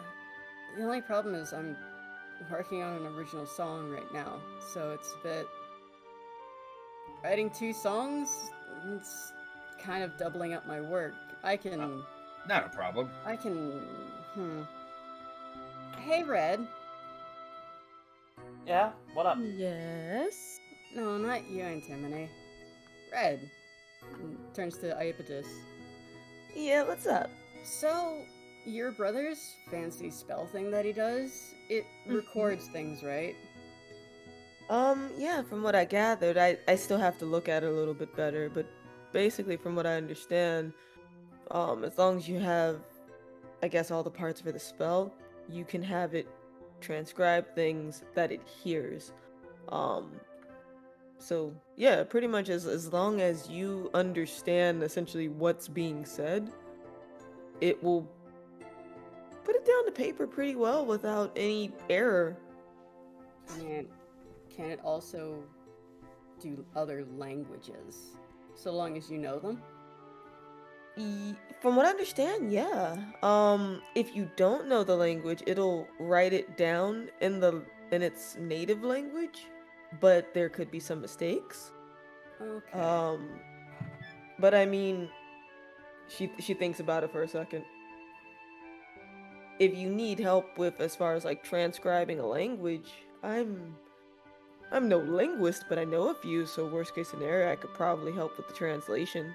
Oh, no, like sheet music. It's a language, kind of.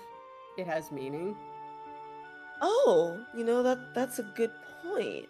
Think we should give it a shot? What do you say, kitty cat? You wanna try something for science? I mean, I have an ocarina. I could test it out too. Worst case scenario. Unfortunately, as of right now, that spell's beyond me. What do you mean? I can't cast it. Oh, well. Where's, I mean, I think my- I can. I above game, it's a second level spell. I only have level 1 spell slots. Oh. Gotcha. So then, yeah. Damn artificer. Well, I mean, Endair, I mean, between my brother and I'm pretty sure one of us could cast it for you. So if you guys want, just in case I don't make it to your band practice today, Belki, what I could do is, like, before I head off to sleep, I could toot out a couple of notes with the ocarina and see if the spell actually picks up, the notes. Yeah, if you can do that, then I can test out a few things. And then, Yeah. see if any of those work. It'd just be ideas, but it'd be better than nothing. Actually, and there, given that I need to, I'm going to the library later to look up what you asked me for Silver Quill, but given that I still need to do that, it would probably give me a chance to work something out melody-wise in the room anyway. So yeah, I can test it out when I get back to my room later tonight. Yeah, I just don't have my bass with me at the moment. Ah, no worries, I got you. I've got a question. It's a little bit off topic, but I'm rather curious. Have either of you ever heard of the Bagman? No? What's that? I don't think I have.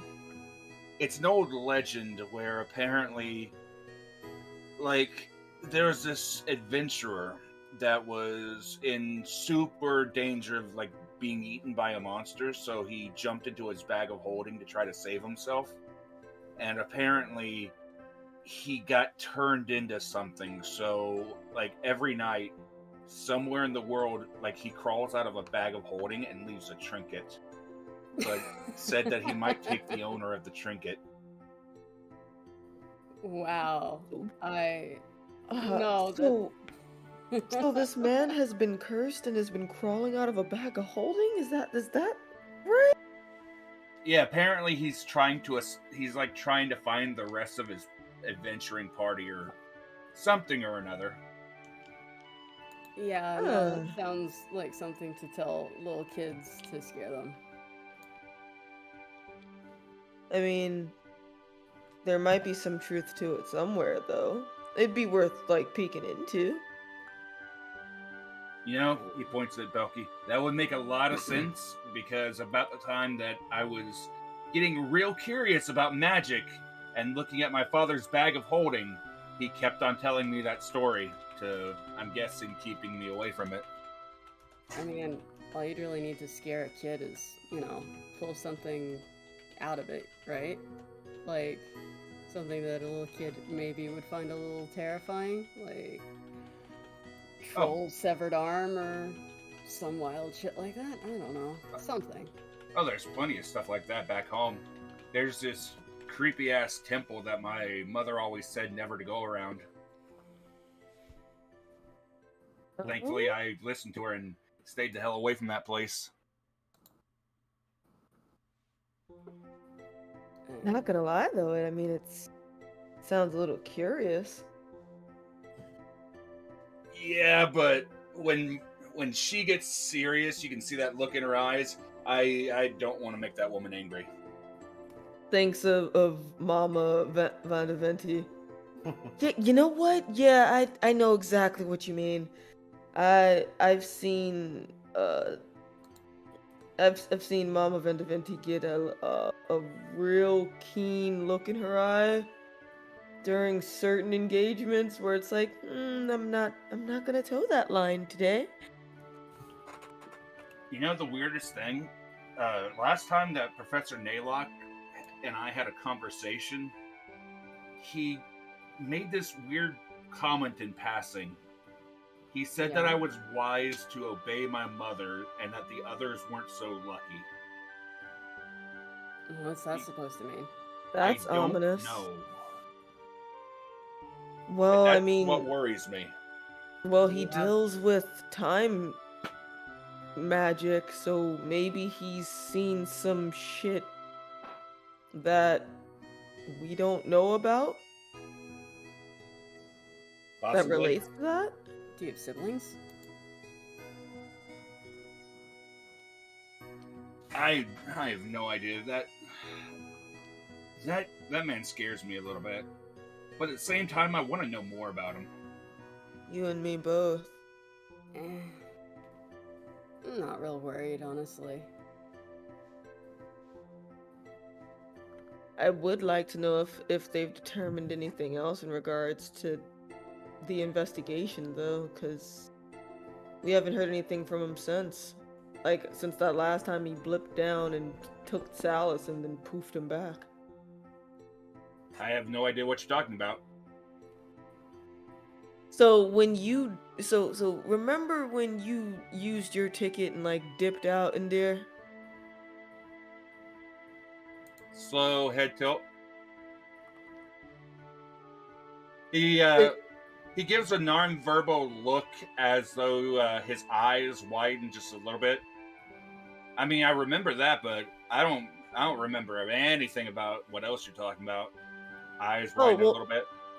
Oh, well, no, that's what I'm elaborating on. So, when you blipped out to the diner, Naylock asked us a few questions and wanted to know, like, if we knew what had happened, like, with the bombing,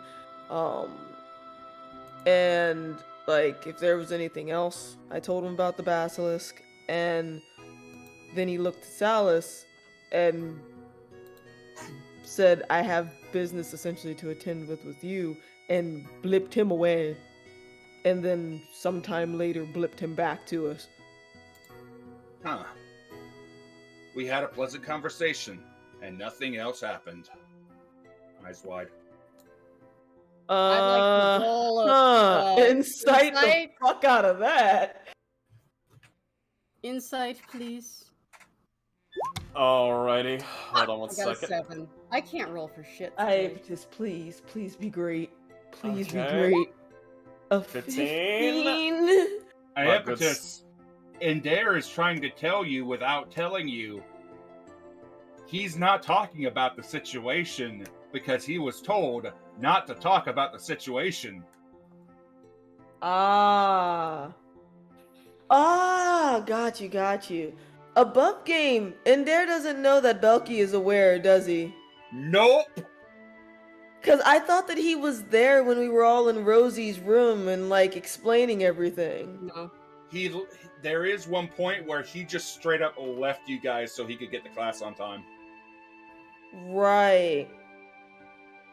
And, okay, so gathering that little bit of information,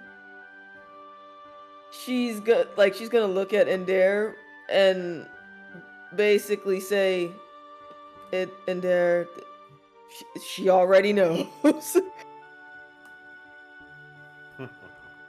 Frost, where are we currently standing? In class? In the middle of the classroom where there's likely more people?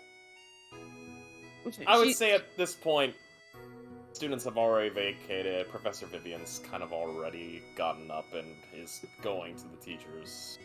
Well, apparently, one of the teachers' lounges just to, get some drink in her. Booze on the job? Shame.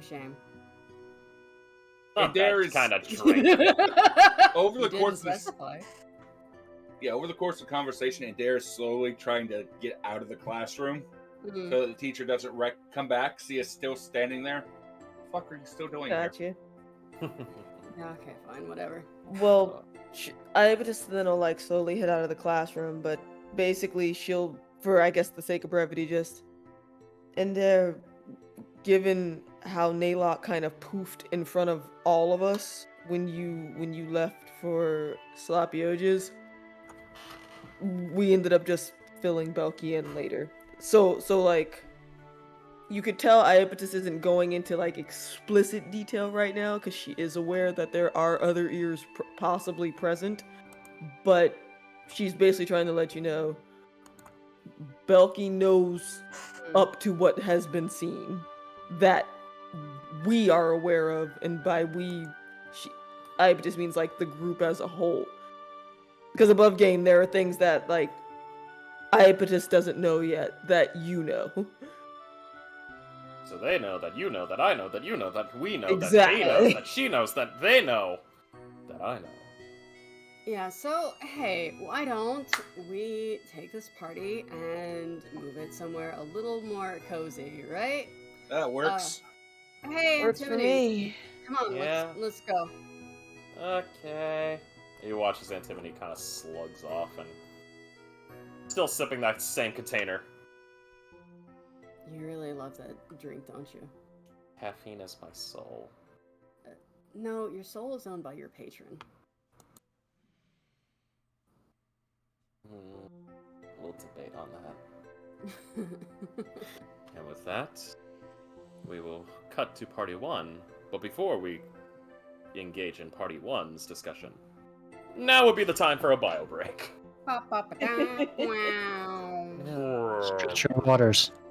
Drink your Break your legs. legs! Yes. Eat your Yep. arms. Now that we are on a break, I do have kind of a announcement for everybody just to try to help out. Okay. If you are ever watching, like, a long form campaign or watching something and you get hit with a mid-roll ad break, here's what you do. If you're on PC, pop out your video, mute the ad, unmute the popped out stream, and continue watching your stream.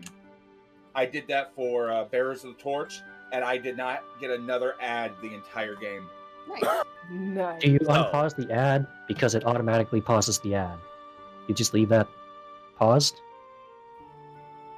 So I tried unpausing it, and it would just replay the ad on the pop out. So I'm a bit confused with that. Just watch the pop out and have fun with your game.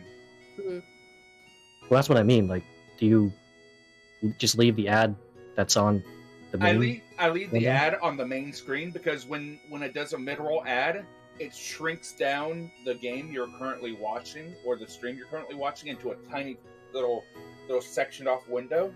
So you pop out that window, and it should like either it should automatically like pause the screen or what have you, the ad, and so you just unmute the stream that you're watching and make sure you mute the ad. Well, life hacks here.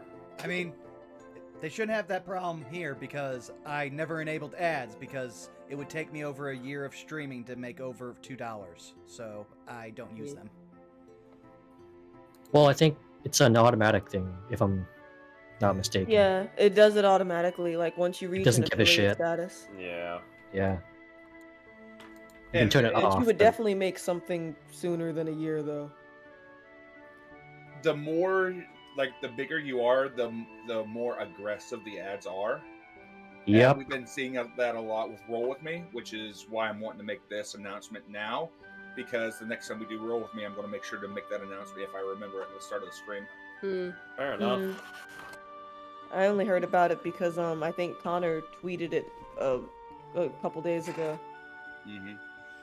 I would also like to Earl P- say, just real quick, whoever is the fucking madman who is upping all the views for every Saved by the Spell episode to at least a minimum of 50 views, what is wrong with your life? We appreciate the love and support, but that's weird. Man, I can't believe. I'm just saying, when I upload a video, and within an hour it has 50 views, when usually that was what took 3 weeks to do, I do not trust it. It's either bots or one very, very dedicated person. If you're dedicated, please spend your time better. Just Little did accept we know it's the actually love, Citric. Vaughn. Just accept it. It's Citric. We just don't realize it. I know for a fact Citric is too busy to watch any of our content. Mine included. Bob, I hope those links are helpful. Quite possibly. To be honest with you, I didn't really intend of actually writing songs for it. I was going to leave it to performance checks and what have you. But I'm trying to make it clear what he's going for, because if you're catching the hints I'm throwing, the festival is going to be very fun or very chaotic depending on the dice rolls. I had a feeling. Mind But you, it's this gonna is be a just- good night. Frost has a hint of some of the things I plan to do. Mm-hmm. I just want to point out at this point, Daedalus can make up to 9 scrolls of Scorching Ray with what Bob has given me, so yes, it could be very chaotic. Frost, I would also like to remind you that Naylock gave me a ring to give to one of the dragons. Yes, he did. Yes, he did. So, have fun with that. Oh, you already know my plans, my dude. Oh yes, I'm very familiar with your plans. I'm looking forward to this. Oh god, I'm going to laugh if this actually takes me out of the campaign. Oh, We'll have to God. let the dice decide. We'll have to let the dice decide, and other factors are going to be in play. Now, if you excuse me, good folks, I need to run to the restroom real quickly, refill up on my iced tea, and go hug this puppy who is looking up at me going, Frada. Go break your bios. I need to grab popcorn, but I have my headset on, so I can still hear folks. And I sneak out to use Popcorn, the best bathroom winner. all the time. People just don't know it because I'm one of the quietest people on Twitch. So I'm actually fine.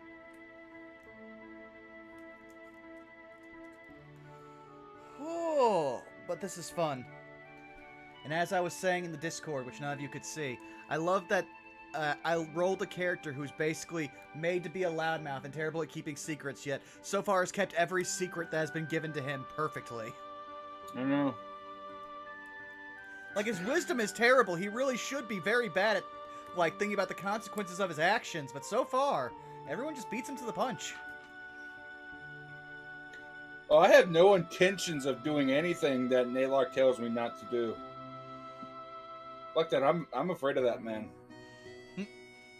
Afraid of who? I just got back. Naylock. Fair enough. If he says don't do something, I'm not fucking doing it. If he Oh, says do we- something, I'm doing it.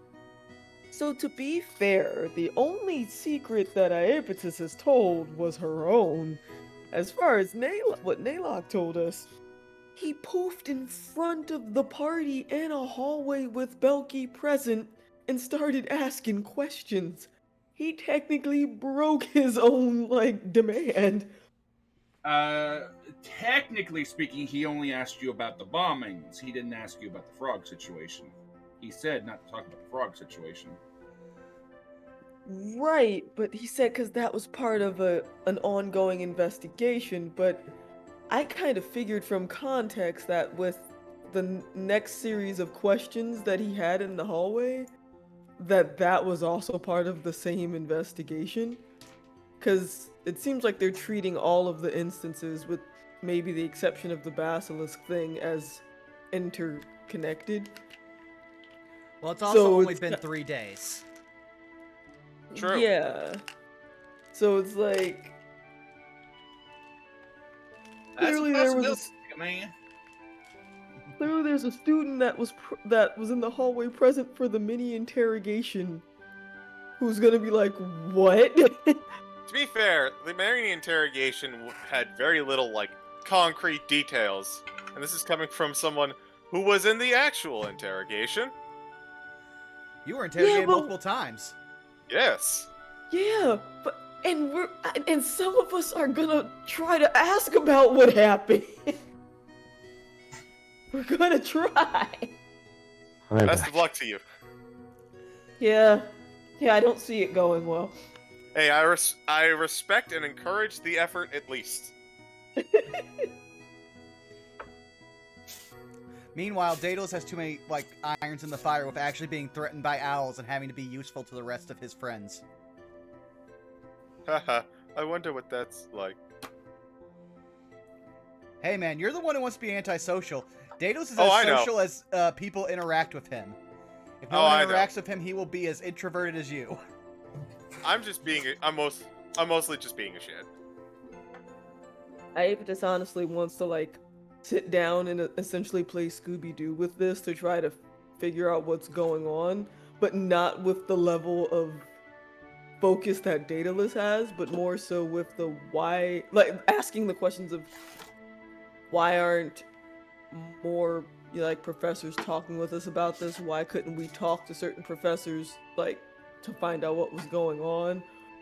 She wants to dig because something doesn't smell right to her.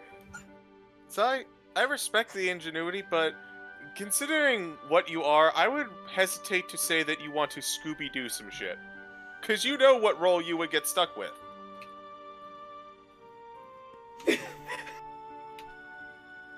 Well, no, the better question is, which of the 3 roles would she get stuck with? Would she be top billing Scooby? Would she be lower billing Scrappy? Or would she be worse billing Scooby-Dumb?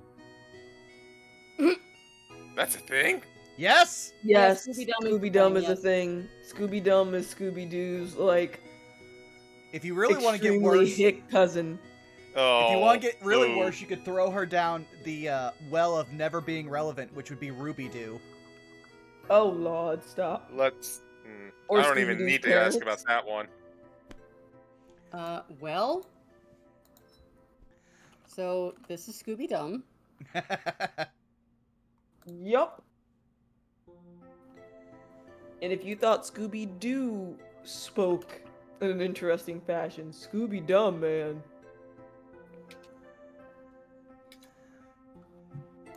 I'm And, picturing a less intelligent Boomhauer.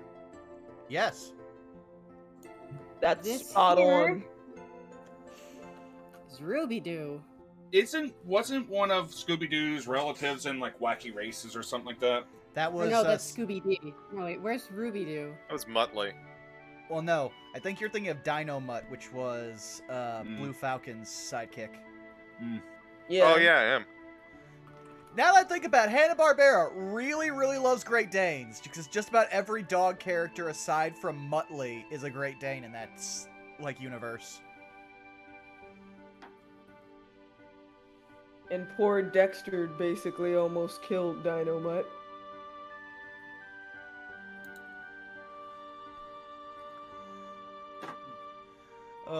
Meanwhile, I love, my go-to for the Hanna-Barbera universe will always and forever be Harvey Birdman, Attorney at Law, where Dynamite was killed. Was he? Mm-hmm.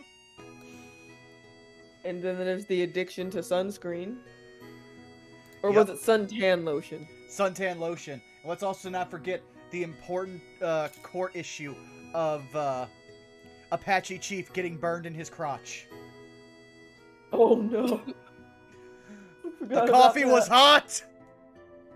If you didn't know, Vaughn, there's essentially like a spin-off to that show. I am aware, but it has very mixed reviews. People either super love it or say that it is proof that any streaming show right now is just the death of a franchise. I can only say that it's intriguing, but Implications? confusing sometimes. Like, there are episodes in it where I'm like, oh, this is neat. And then there are episodes where I'm like, how does this relate to the rest of the story? Yeah. Also considering it's a spin-off that has none of, like, I don't think any of the original creators are involved with it because they were all old school Adult Swim folks. And that was picked up by what? I want to say HBO Max? I don't know. I pick up shows randomly. I'm just like, oh yeah, this show exists. I'll just watch it all, like, through a quote-unquote totally legal means in a binge. Completely legal, yes. Absolutely. What are you implying? Oh, you know, I'm just what every corporation believes. I'm a millennial with tons of money, so I can own a copy of every streaming service known to man and watch every show like a proper consumer. Yes. As we do. As good Americans Let's see in this here. capitalistic hellscape. Yep. And according to Lasumi the Robot, fun fact, G1 Transformers TV show had an idea that would have made a more Hanna-Barbera style. Oh, wow. I'm just trying to think of now all of the shows like G.I. Joe, Transformers, He-Man, all in full Hanna-Barbera style now. Millennial money. Exactly. Exactly, Aliko. And I'm sitting here still trying to find a job, so I am the epitome of living the life. Ugh. Cries forever in having had to pay in like exorbitant amount in taxes that I had to defer. I'm just looking here like, well, it's a good thing I'm not going out and doing things, because I don't have any kind of insurance anymore. Mm-hmm. I have car insurance, and that is it. I have health insurance because of indirectly good old Obamacare loopholes, but outside of that, nah, I feel you. But yeah, that's why I'm always thankful for anyone who gives anything in bits and subs, because that allows us to keep going on. Because we're not making a cent off YouTube, I can guarantee you that. Nope. Nope. That's why I tell everyone, I don't give a shit if you rip these episodes to turn them into podcasts, because I don't have the ability to put them into podcast form, so they're up on YouTube for free. Do whatever you want with them. I think there was some in the production of the show wanted to do that instead of what came. Oh no, that's fine. The weekend is for relaxing our brains, Lasume. Yes. I mean, that's why there's not going to be a stream tomorrow, because at least, I want to say, 50 to 60% of the people in this call will all just be turning our brains off to watch wrestling. For about... Or D&D. Well, D&D and wrestling, because, let's see here. Yeah. When does Forbidden's show buy-in start? Like, what? 5 o'clock Central Time? 6 o'clock? Possibly? Yeah, and then the show starts at 8 Central. So that's something like 6-7 hours of wrestling. And then again, there's GDQ starting up. Oh, that is yeah. where I'm turning my brain forgot off about on. it. And you're likely to get Oh Flashbang, Maelstrom, yeah, fuck. Forbidden Door, and GDQ. And I have Sunday's gonna be vampire crazy. And I'm probably gonna miss like 8 hours of the cool shit because I'll be at work until almost 3. Or no, about 3. Oh no, my you're time. fine. It won't start till about 6 your time. 5 or 6. I have to look at the actual thing, but you should be off work by the time anything happens, Man, thank God after work tomorrow I don't have to come in until Thursday. Nice.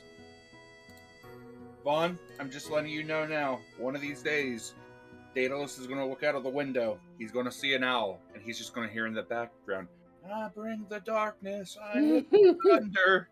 I come from hell, and I'll pull you under." All I've Okay, why did I hear that as a I'll pull you southern under? accent? like Son of a bitch! like I said in the Discord, eventually we're going to fight a grim owl now that you put that into the universe, and Daedalus is just going to be vindicated while everyone else is like looking at Chewie. He's like, I was just making shit up. You're just going to fight an owl in a plague doctor's mask. And That it's or going to an be owl is gonna help us. It's going to be an owl plague doctor mask. An owl in an owl doctor's mask. Yes. I have art for that, but I can only open so many tabs on my computer while streaming this. Just get a second monitor. I do have a second monitor. I have OBS, my character sheet on that monitor, and then I have was being captured on the other monitor. And if I open up Discord, it doesn't track what happens on Roll20. Fair enough. Well, in that case. Is everyone back? We'll do a roll call. Yep. Vaughn. Yay. Yes. CG. Reloading. Bob. Bagman got me. Well, shit. Krista. Hi. Wiley. Yeah. Damn it. Zai. Okay. Well, we're going to now cut to Party 1. Party 1! Which includes, of course, Daedalus, Salus, and Goldblum. It is after class for you 3 good gentlemen. What are y'all doing? Considering, you know, class has ended and lunch period's gonna be beginning in just a bit.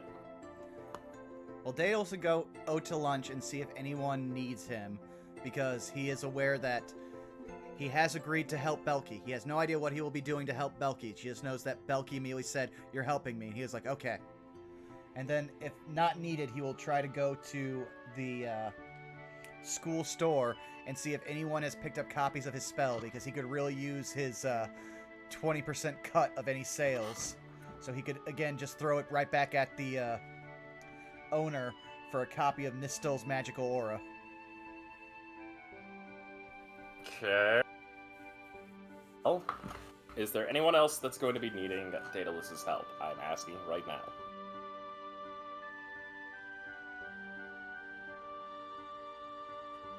Silence. Alright. As far as that's concerned, alright. Daedalus, you're wanting to stop by the shop, correct? Yep. So, let me do something here. High or low? Hi. Damn it. That fell off, so I don't count that.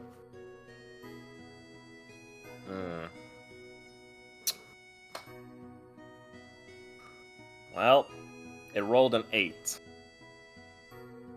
So, as you arrive at the shop to inquire about potential funds, the shopkeeper will tell you. Hasn't been a whole lot of work in the store recently, but there has been some purchases.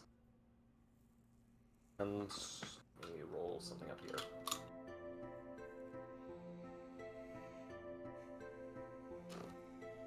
There's been 3 purchases of your terrific transcriber scroll. Okay, that would mean 60 gold would go my way, because 20% of 250 would be 20 gold. Mm-hmm. Or 25. Oh, no, yeah. We know I'm not good at math 25. above game. Yeah, 25 each would be 75 with 3. So, 75 gold pieces. Well, let me see what here. Oh, 75, then that'd be 0, carry the 1. Oh, damn, I only have 150 gold. Well, I can afford a first level. Wait, so no. How much are second level spells? It's 150 or 250? Let me take a look.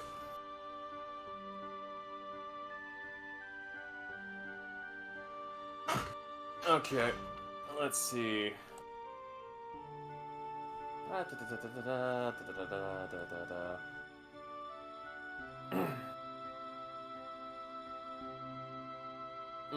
Let's see. Second to third levels would be uncommon, so it'd be anywhere between 101 to 500 gold pieces for the second to third level.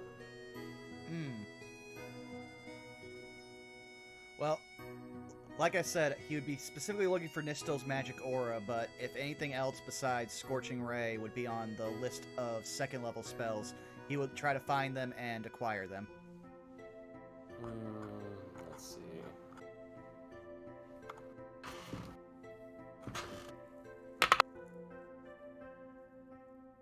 Take a look at the table. Apologies. A lot of cross-examination here. Hey man, you're running a party with 2 wizards. This was an inevitability.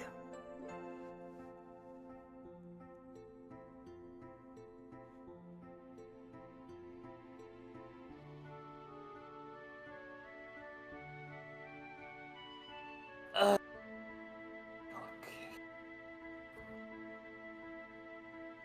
Vaughn, high or low? I'll take low this time. Damn, 11. You do not see a Nistel's magical aura. So, the shopkeep apologizes and just says he'll try to place an order for one of those in, but it's kind of just been generic stuff that's been selling a little bit more. That's fine. I at least made 75 gold, so now I have over 100 gold. He nods and he tells you it's to be expected at times. However, there should be a pickup soon, usually by the beginning and primarily the end of the festival. That's usually when the influxes start to kick in. Alright, well since not much else, I would say Daedalus would probably just head to the library at this point and try to look up anything he can on the founding dragons. By all means. We will do that. That's how you're wanting to spend your lunch period? Daedalus is much like me. He had at least one meal, so he's not focused on fuel. He's focused on things he needs to do. ADHD brain, come on. Noted. Also, concerned. Alright. Salus, Goldblum, what about you guys? I imagine that Salus would just kind of head to lunch as normal. Alright, and you, Goldblum? Yeah. Get food. Okay.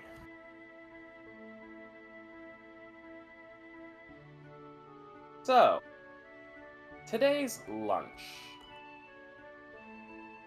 happens to be turkey avocado clubs, as well as kind of this kibasi style hot dog with, of course, a couple different condiments, spicy peppers, some onions, tomatoes. Basically, it's like a Chicago dog. With macaroni salad, a sunny patriotic berry trifle, or truffle, I can't speak. Trifle. Some hash browns with eggs, chicken, sausage, and peppers, baked farfalle with escarole and zucchini, a grandma-style strawberry rhubarb pie, spinach orzo salad with shrimp, turkey chili, and of course, Baja-style fish tacos.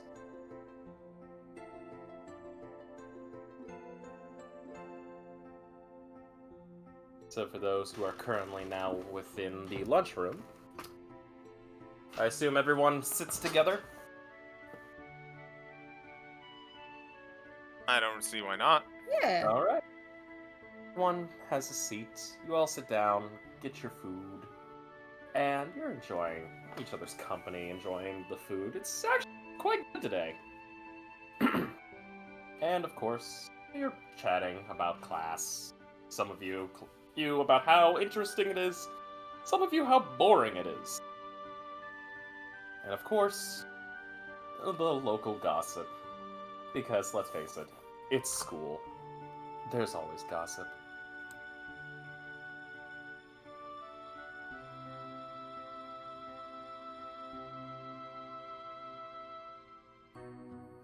With that, I will say this. Give me 1 second as I open up this folder. What is the gossip, oh tasty, tasty DM? Well, local gossip that happens to be going. Let me roll 3 d20s. Uh-huh. Ooh, spicy. Very spicy. The gossips you hear today are as follows. 1, a student caught trying to smuggle in some goods that are quite prohibited on campus, and currently is sitting in a small little detention area, being guarded by, of course, some of the staff members. What they were trying to smuggle in? Well, couple wands of magic missile.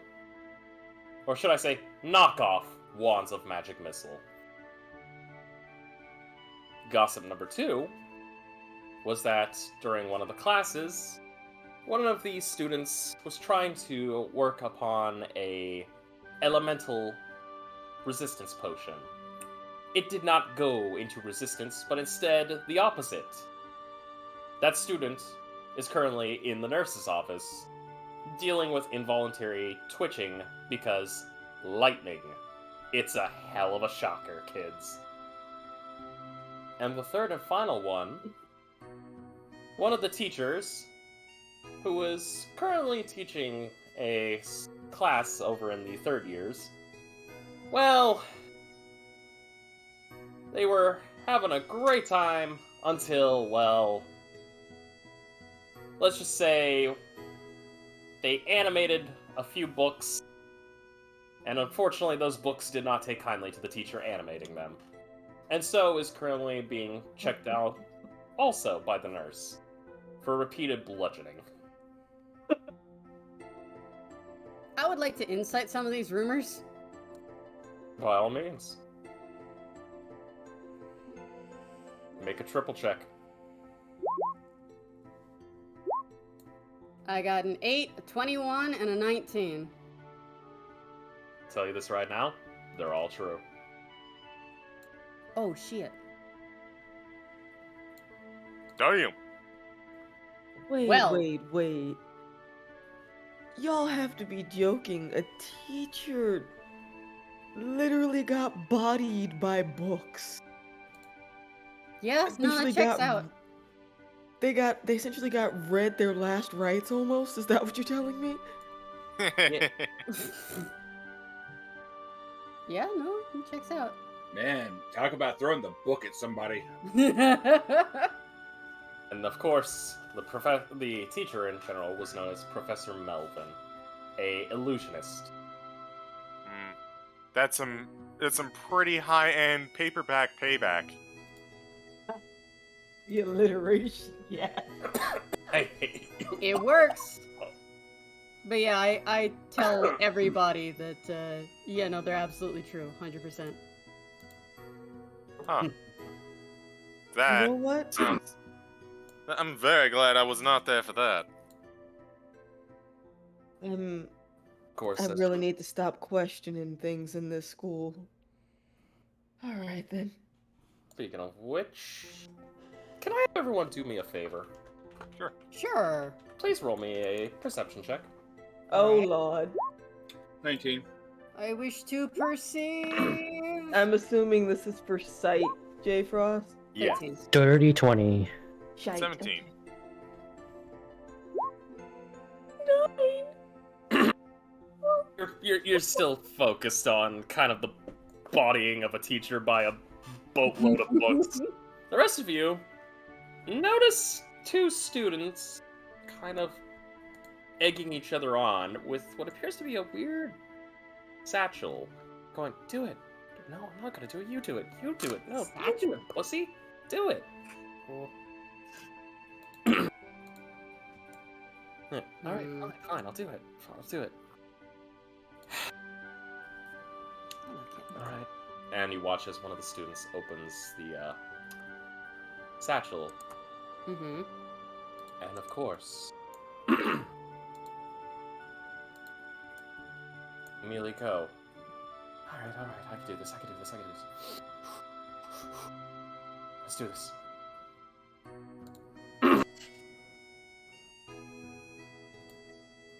Yeah. Follow my voice. Hand goes to a crossbow. Follow my voice. No, I'm not doing it. I'm not doing it. Do it, you bastard! Just one more time. I'm not doing it, dude. What if I get dragged in? Dude, it's just an urban legend. Oh no. And of course, the student that was whispering into the bag stops and just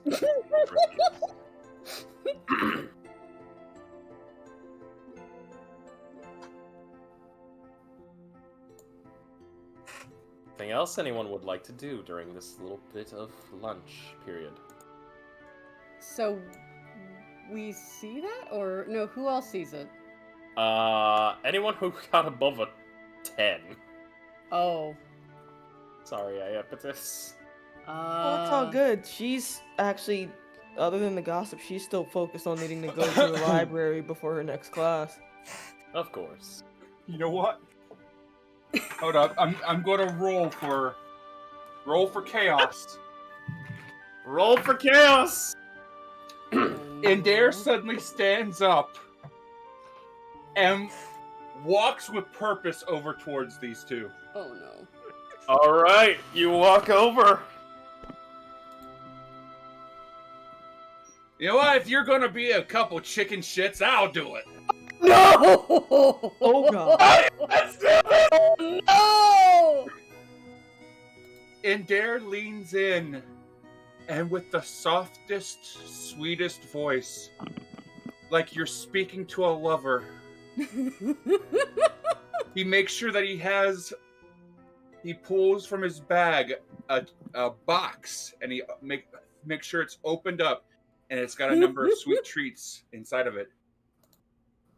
Follow my voice. Follow my voice. Follow my voice. And and he steps back.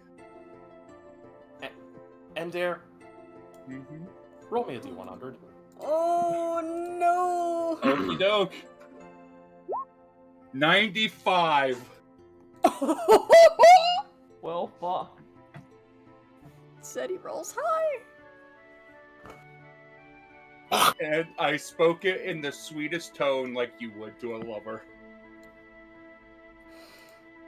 Hold on 1 second, I need to do Oh, something no. here. There we hardly knew you.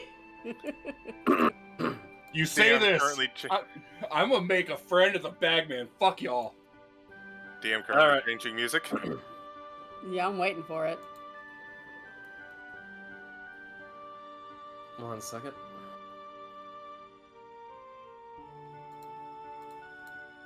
Goldblum is getting ready to cast Hold Person, but not quite yet.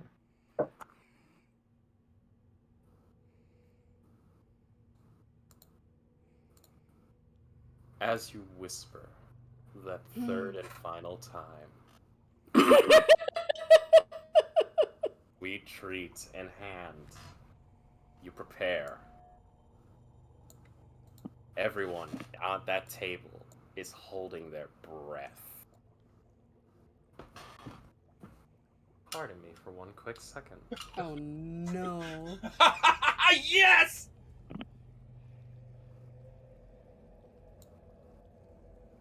Other one.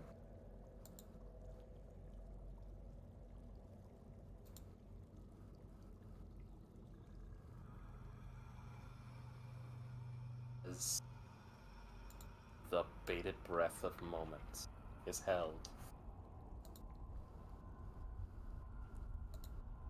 Nothing happens. What? He stops. He looks at the two. Chicken shit. And he walks back. Oh, Please roll me.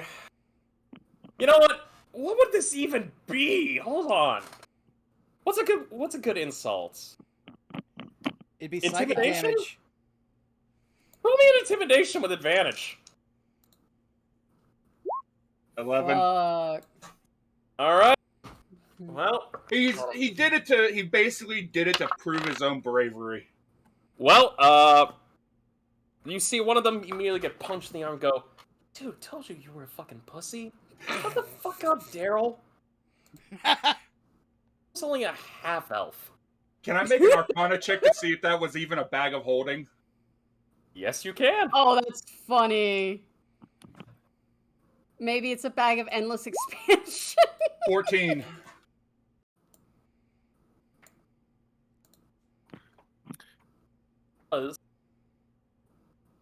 Holding.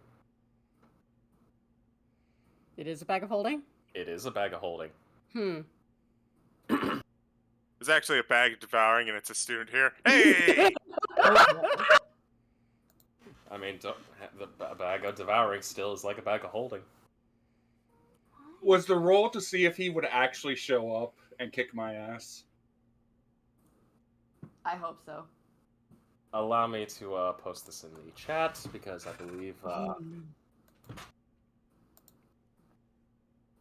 Hold on.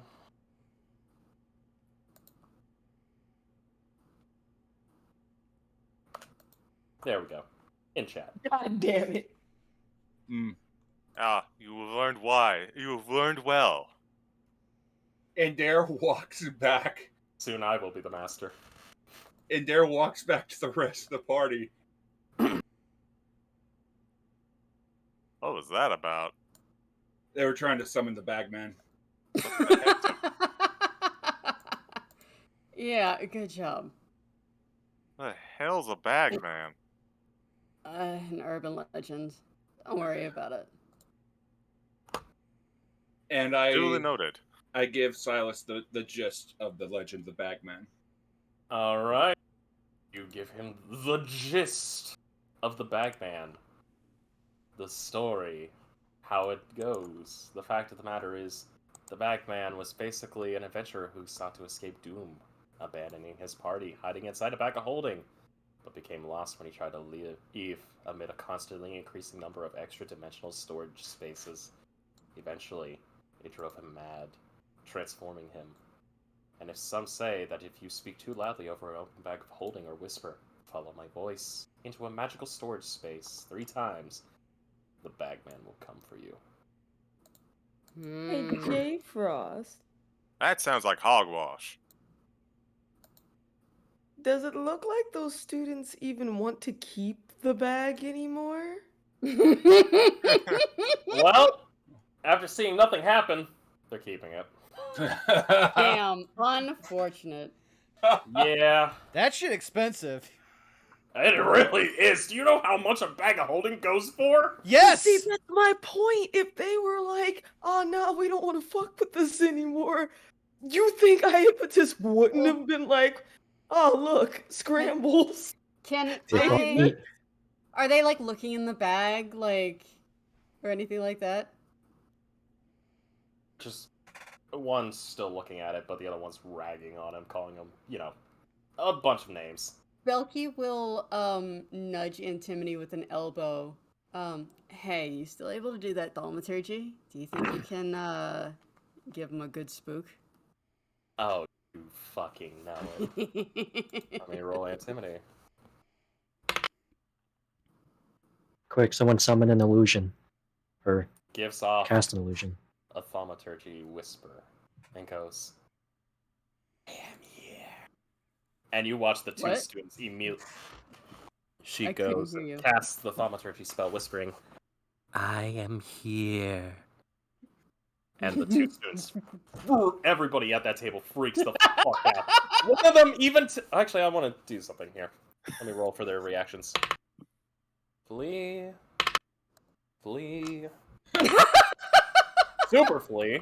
Chicken shits. Passed out. Flee. Superfly. Ballsy! You see What? one of them lift a book and start slamming on that fucking bag. Belki will get up and saunter over to them. Hey, what's going on? Hey, what's the big idea? What's going on? It's nothing. Okay, nothing. You're literally beating it to death? Was it alive in the first place? We don't talk about that. Well, no, like...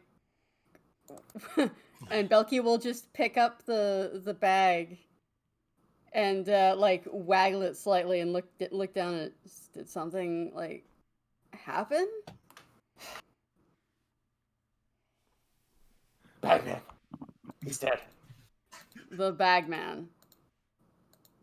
Yeah. It's all up. Uh-huh. It's all good. Uh-huh. Do you, want me to take away the big, spooky, scary bagman? No, it's fine. Are you sure? And I'll toss it at him. He catches it and goes, "Yeah, it'll be fine." Alright. It's your funeral. The bagman will get you. And Belki winks and walks away. And just shrugs. Oh man, I tried. Oh well. God damn, you're evil. I never damn, said. you evil. Never said Belki was a good person. What does he do? Looks at Wait. it and just... Concern.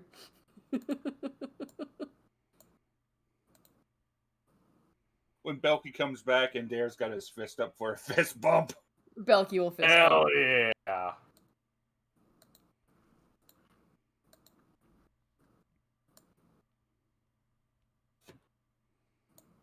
Alrighty. Alright.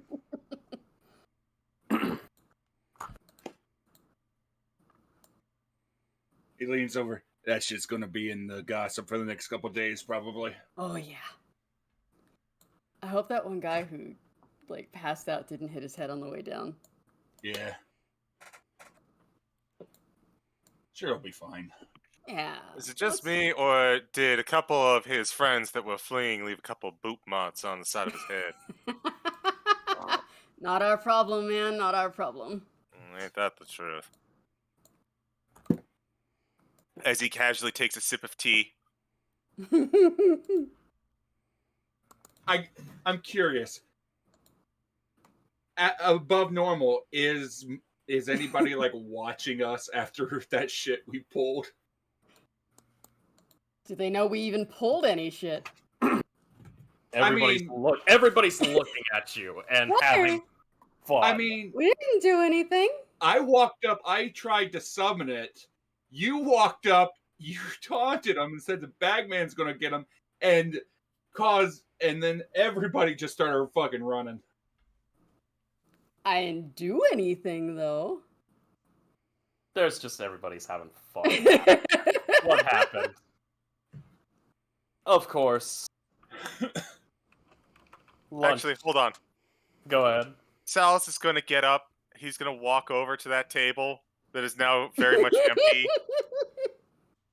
I'm going to roll a... I'd like to roll a sleight of hand to swipe one of their desserts. I mean, yeah, sure. Manage. 22. You take you take your pick of whatever dessert you want. The pie, the parfait, whatever. I'll grab a slice of pie. All right, grabbing a slice of that pie. Slice of pie, sacrifice to the bagman. Hold it in the day.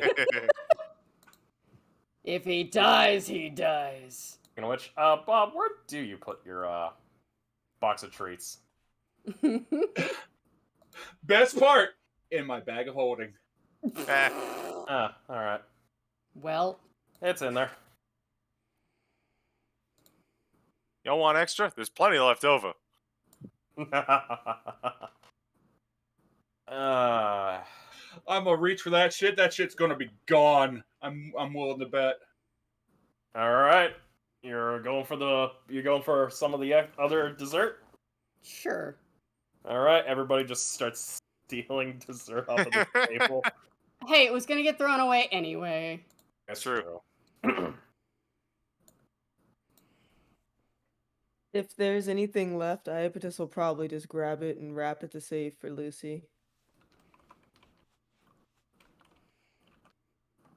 Not a terrible idea. Oh Boy, don't my eat god. Y'all are So fucking Sal's crazy. gonna, as everyone just kind of grows and grabs everything, he's just gonna kind of. So, what's y'all's plan for the rest of the day? Well, I have band practice. I have to head over to the Biblioplex at some point to do some research, and then after that, I'm actually gonna see if I can peruse the campus grounds a little bit before I head back to the room. Gotta record some stuff to test out that spell that Lucy made. If I don't get kidnapped by an interplanar entity, I'm gonna be going back to my room working on my projects. If you don't hear from me tomorrow, come looking for me.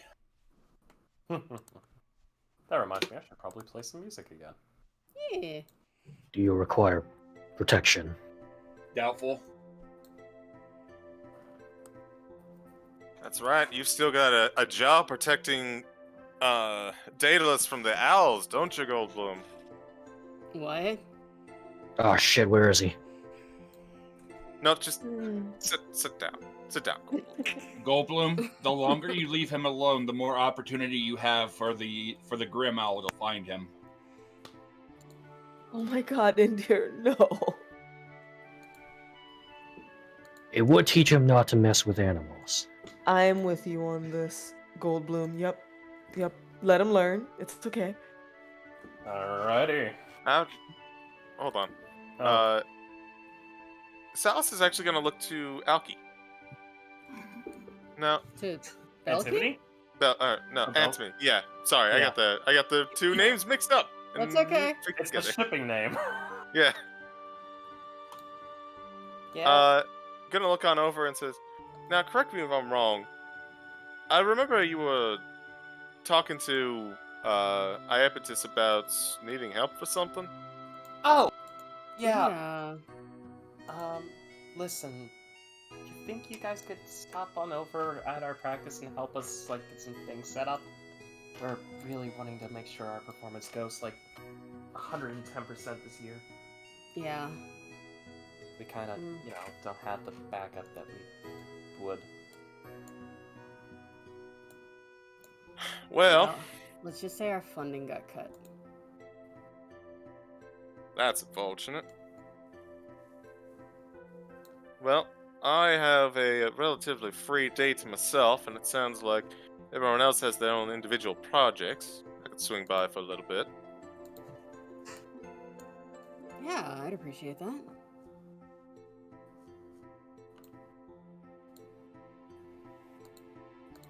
Now, is it just moving everything here and there, or? It's, no.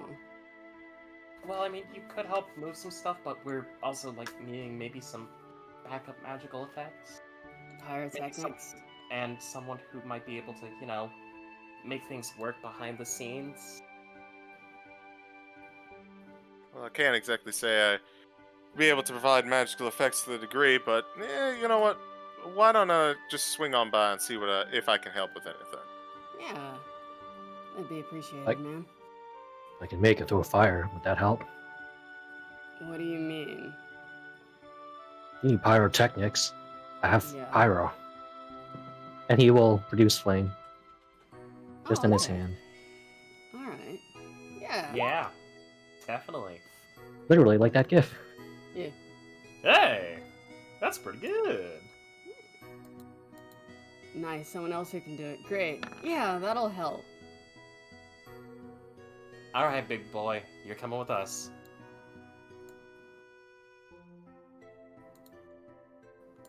And I would assume everyone is departing from the lunchroom to their respective locations, correct? Nice. Alright, so let me make sure I've got this correct and put down correctly. Belki, Iapetus, Salus, Antimony, and Goldbloom. You will all be with into the musical theater, correct? Sure. Ye. Here, here. Alright. Endair, you will return back to your dorm room to work upon your project, correct? Yep, I will be alone in my room with my bag of holding, all by myself, with nobody to help me. Now, Hey. Endair, you don't have to worry unless you hear a voice say, "I'm gonna need more rope."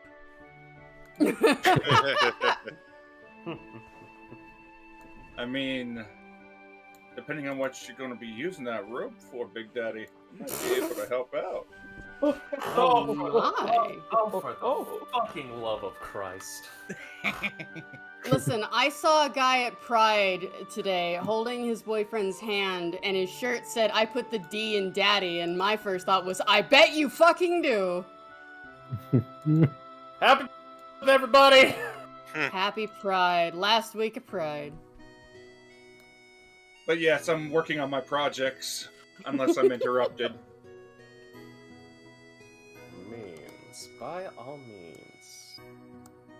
And Daedalus, you will be currently within the library. Yes.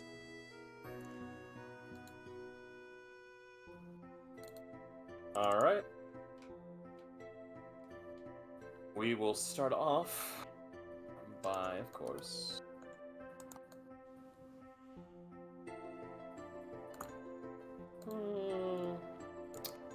We'll start off with everybody in the musical theater. Alrighty. Everybody just, of course, sit down, talk is here and there, but of course, is being done as to make sure everybody can enjoy this performance. Which reminds me, I'm going to need, let's see, we're going to have a little bit of fun here with the performances. Belki, please Yes. roll me a performance with advantage because you are Absolutely. getting help from not just Antimony, but also... That is a 20 pound. Okay. Salus, do me a favor. Roll me a... You agreed to help. Are you wanting to go kind of in the behind-the-scenes work? Sure. Alright. Please roll me a performance with advantage. That's 10. Well, not bad. The performance is giving off quite nicely, and as you're doing some behind-the-scenes, it's not too bad. Belki kind of makes mention here and there of what needs to be done. You know, just to give a little bit of assistance. Shows you in certain areas of the stage where it's like, here's where, you know, curtain draw works, here's where, you know, lighting tends to be focused at, here's where you could set up some, you know, workings and everything else, and while he's explaining everything, you see... Allow me to do something here, because I need to double check and make sure the notes are good. Mm-hmm. Yeah, actually, yeah. You will all see a very plain, generic human male walking down into the atrium. What?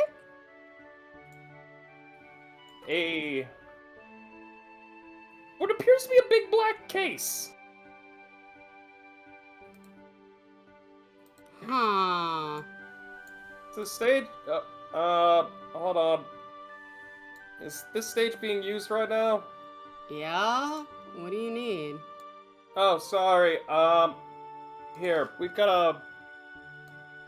Here, it kind of opens up the folder. We got a little bit of an equipment, delivery. We're giving this to the, to the arts director, but we're kind of a little bit, short-staffed here. Do any of you know anything about setting up, thaumaturgy equipment? What do you mean thaumaturgy equipment? Well, it's as the name implies, thaumaturgy equipment. Like sound projection. Belki raises an eyebrow at that. Okay, yeah, we can take a look at it. We've got a thaumaturgy specialist over here. Here. And as he kind of sets this case down, Owen opens it up. You all see an intricate grouping of these small metal boxes. Practically, like, the size of a Nintendo Switch standing up, right? And about as long as it is laying flat down. It's basically like a Switch if it was in box form. Okay. And there's about 8 of them. Okay. You see a metal stand connected that can be built up with what appears to be kind of like this circular metallic orb right in front of it. Mm-hmm. And, of course, as the equipment is being set up, he's just like, okay, can you guys do me a favor and test this out? So do we need to use thaumaturgy or what? No. This is a mass thaumaturgy projection system. Okay. Is it just speaking to the microphone? Yeah, just speaking. Okay. Then I will speak into the microphone. Testing. Hello? Hello? Ooh, give me 1 second. Belki, do me a favor. Yes. Roll me a D100. Okay. Whatever you say there. Don't you know? 64. Not quite the nice number. The volume is projected quite a lot, at least up to 64%. Okay. Much louder than what you would normally be, using what you guys would do for your own thaumaturgy works. Huh, Nice. it's not bad. Be a little louder. Damn thing must be on the fritz again. I'll have to take it down to the R&D. Sorry about that, guys. Hey, listen, I need to get this thing fixed, but thank you guys for helping me so much. So, who are you exactly? Oh, I'm from Cloud Sound. Good job. Good job, J Frost. Good job. Cloud sound.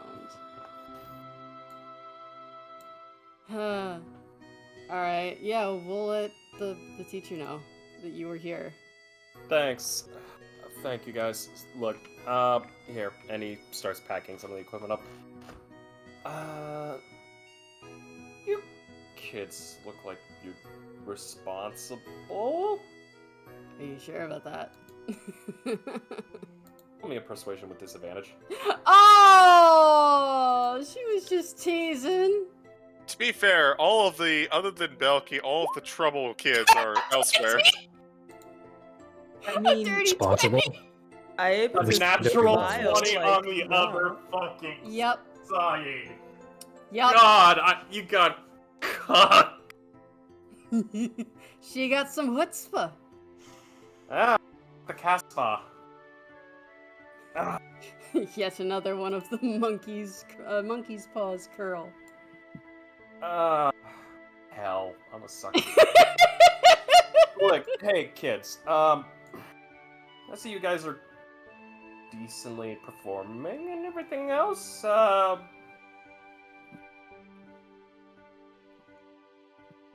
any of you familiar with the Cloud Sound, student sponsorship program? No, not familiar with it. Why, what's up? Do a tiny sponsorship where if, depending upon a student's grades and everything else, usually we tend to supply them with certain, tools and stuff. We're usually for the music and arts department, because Flash and everything else. Yeah. Listen, here, do me a favor. And I'm not that great of a character of judgment, but pull out. You don't say. You see him pull out a domino molded stone with some runes Okay. on it. Okay. And then you watch as he presses some of the rune stones in. And he goes, "Hey, Marv, it's me. Yeah. Hold on one second. I got a couple students here. Let me put you on." He presses one in and he holds it out. "You kids, want to see if you qualify? Play some tunes." Oh? Alrighty. Yeah, I'll take him up on that offer. Alright. Roll me a performance. Alright. With advantage because I've got my band here? It's flat because you have your band here. If Oh, anyone okay. wants to help out, say, background work. Friends? That would be me. Alright, roll. Also, with advantage. Antimity's there to, like, play... Antimity's giving you the baseline. Oh, okay. Alright. So Salus is helping? Yep. Alright. 18. You beat him by 3. You begin playing into your riffs. Let the melody wash over you. Take control. And Salus, thanks to your brilliance of work in the background, himself actually seems pleased. About 5 minutes go by, and as the music dies down, he presses the rune button again, putting it back up to his side of his face, and he goes, "So what'd you think?" Uh-huh. Uh-huh.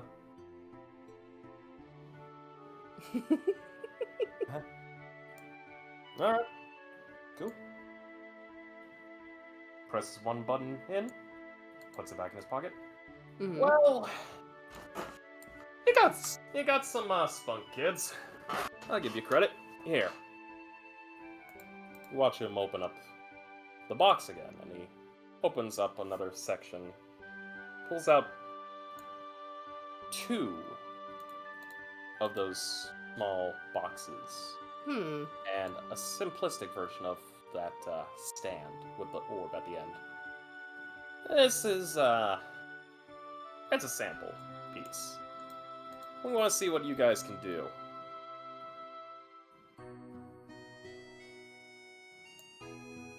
Yeah? In any case, you did good. I liked it. Boss thought you had some spunk. Kind of, a little repetitive on that drum line, though, and he points over to the drums, where an invisible servant holding drumsticks kind of just sad taps. Sad rim shot. But we'll have to work on that. I appreciate the feedback. No Honestly. problem. Who, if I might ask, is your partner on the other end of that line? Oh, that's my superior. Mm-hmm. Who is... Mr. Elvey. Do I know who that is? Roll me a history. Okay, I can do that. History 19.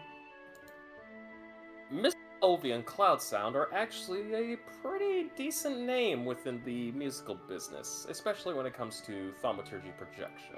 Mm-hmm. Quite well. In fact, your father actually did a little bit of work for them way back, but Mm-hmm. he kind of terminated it on his own after multiple instances in air quotation Yeah, that can mean many things. of property mismanagement. Uh-huh. Yeah, no, yeah. Checks out. Okay. So it's best that I do not mention the old man. Got it. Alright. Cool. And he thanks you all for your time. And he goes his merry way.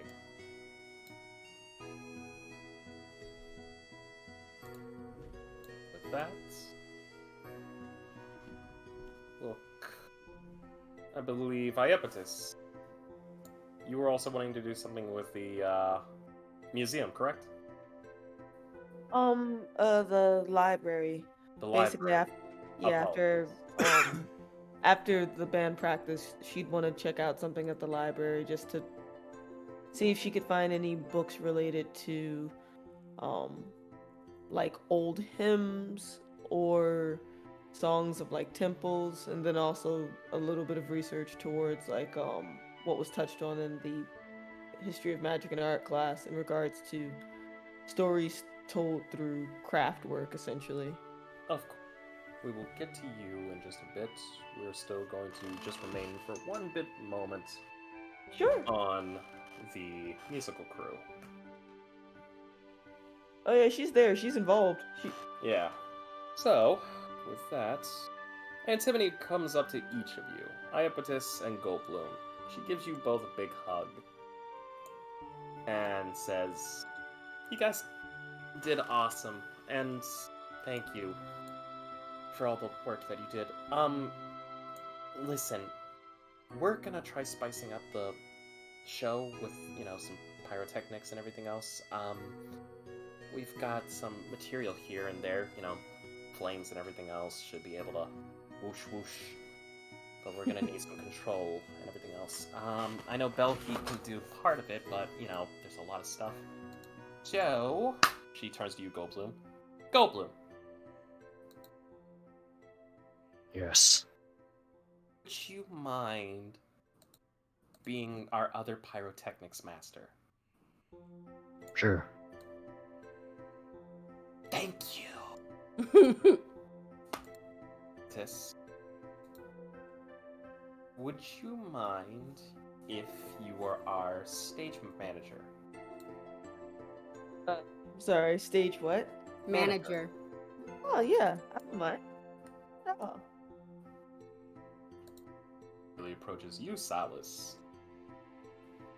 Salus, you did amazing work behind the scenes. We want you to be our shadow master. Wow, fancy title and everything. Sure, I'd be willing to help.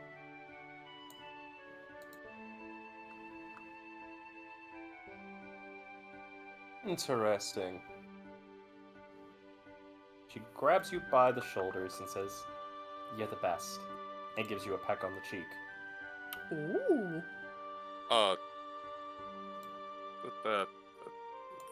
Thank you. Error 404. Would you like to roll an insight, my good sir? Sure. Please roll me an insight. Did all of us see that?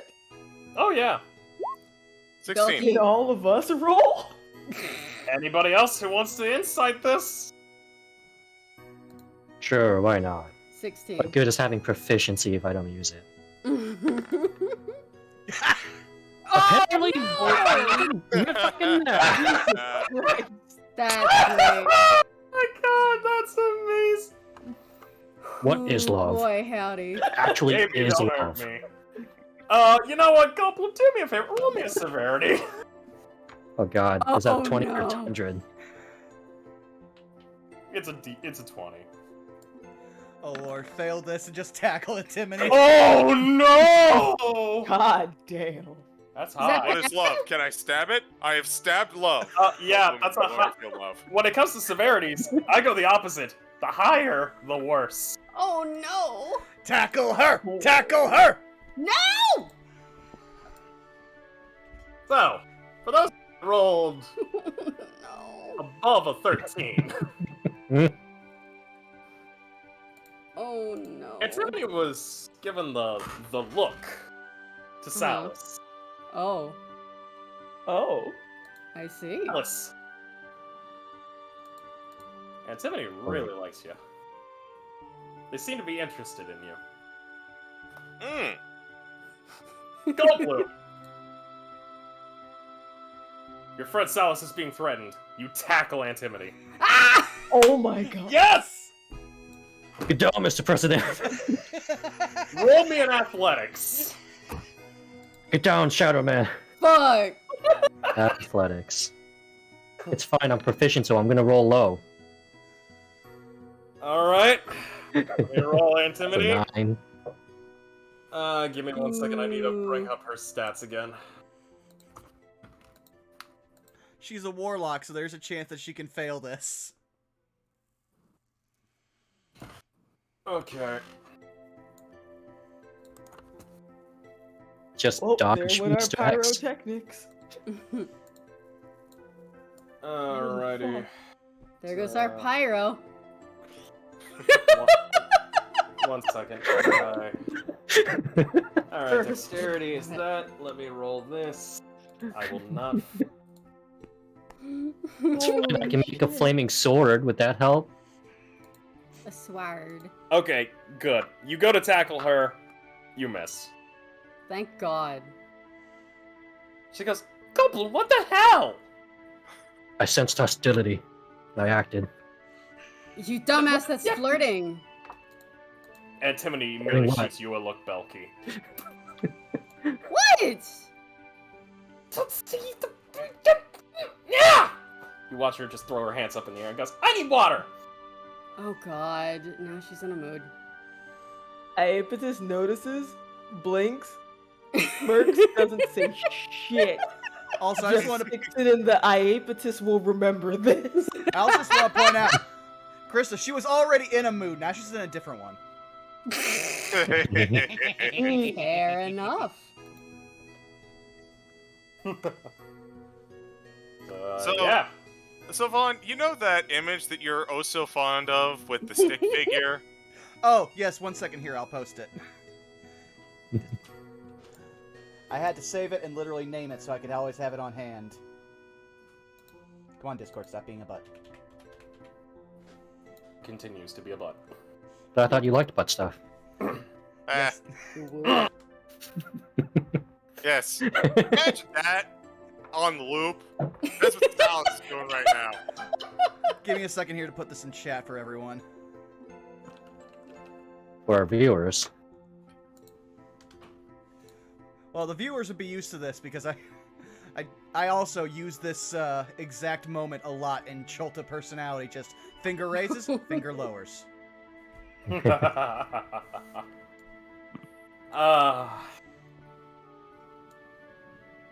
Alrighty. That, I think this is a perfect place to cut to Daedalus. Daedalus, you're in the library. What you looking for, my boy? Well, he's gonna What focus. knowledge? He's gonna focus on looking up whatever information he can on the founding dragons, and then depending on how much information he's able to get, like how much he can cover on each one, he will then start looking up famous alumni from each of the colleges. Alright. Famous alumni and everything. Okay. Well, give me just 1 second as I pull up some things here and there. Because, you know. You take a look. It's in a book. God fucking... I can't give... Look, as much as I want to give you inspiration for that, I can't. I've already given too much today. Ugh! But, you go and you... Fuck off. You go and you begin researching in to look at everything else. You find some info on...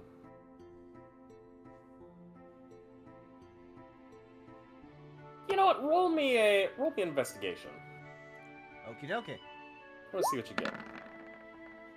19. Because All I am right. proficient in that. See, while you rolled, then you say your proficiency. Wow. I will not remember this. For you, Daedalus, find some information here and there on, say, the Silverquill, Shadrick Silverquill, a master of the magic of light and shadow. His words are always thrummed with power, inspiring allies and demoralizing enemies. A little bit of a biography in some parts, with his principles of eloquence and leadership. In fact, you find a book that says 1,000 ways to charm your friends, 10,000 ways to charm your enemies, 100,000 ways to influence anyone. Dales will just strike his chin as he's looking through this. I feel like most of this could be just averted with Charm Person. And you see in there, step 1, do not use Charm Person.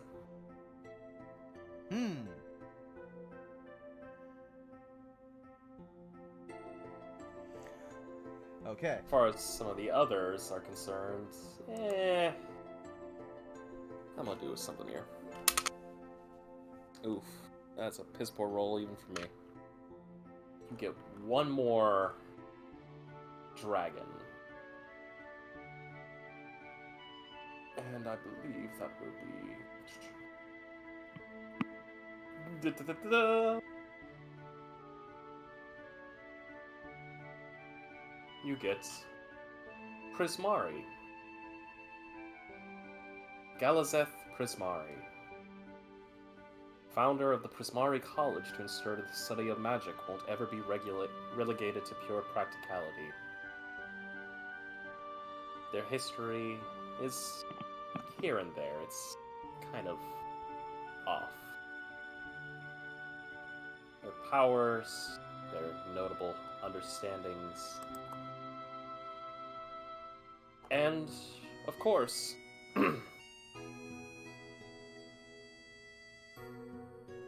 their emphasis upon growth, emotional and cultural.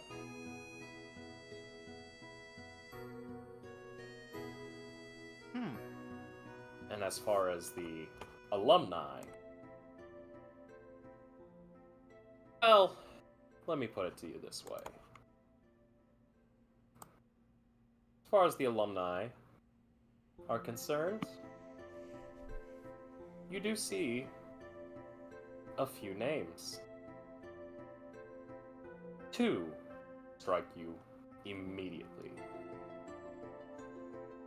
Lady Tasha and Mordenkainen. Daedalus' eyes go wide, and you just hear ringing out through the entire library. What? You are immediately confronted by an old lady and 2 of the sentries going, "Shh! It's a library." I'm sorry, but this is breakthrough. Make your breakthroughs quiet. That's the antithesis of a breakthrough. Fine. He's basically now just doing Danhausen hands as he just goes back to the book, seeing the names of 2 of his spellcasting idols. Pardon me for one quick second, I need to do something here. Open the other bag. Take these out. We will be going just a wee bit longer here, so... but not too long. Oh boy. What's happening? Pardon me for a quick second.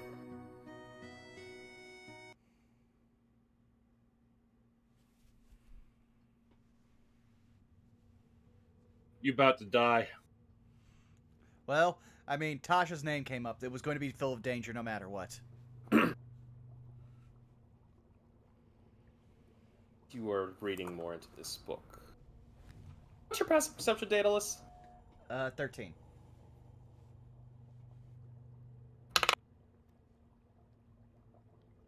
Notice this. Mm. Lights within the library go from, the normal eschewed pale lights to now lights that are of green tint.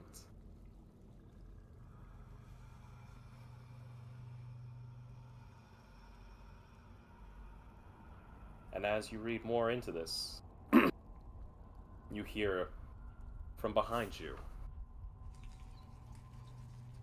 Reading upon the alumni, I see. Daedalus quick turns. Oh, hello, Professor. Locke stands behind you, leaning over you, reading into the book.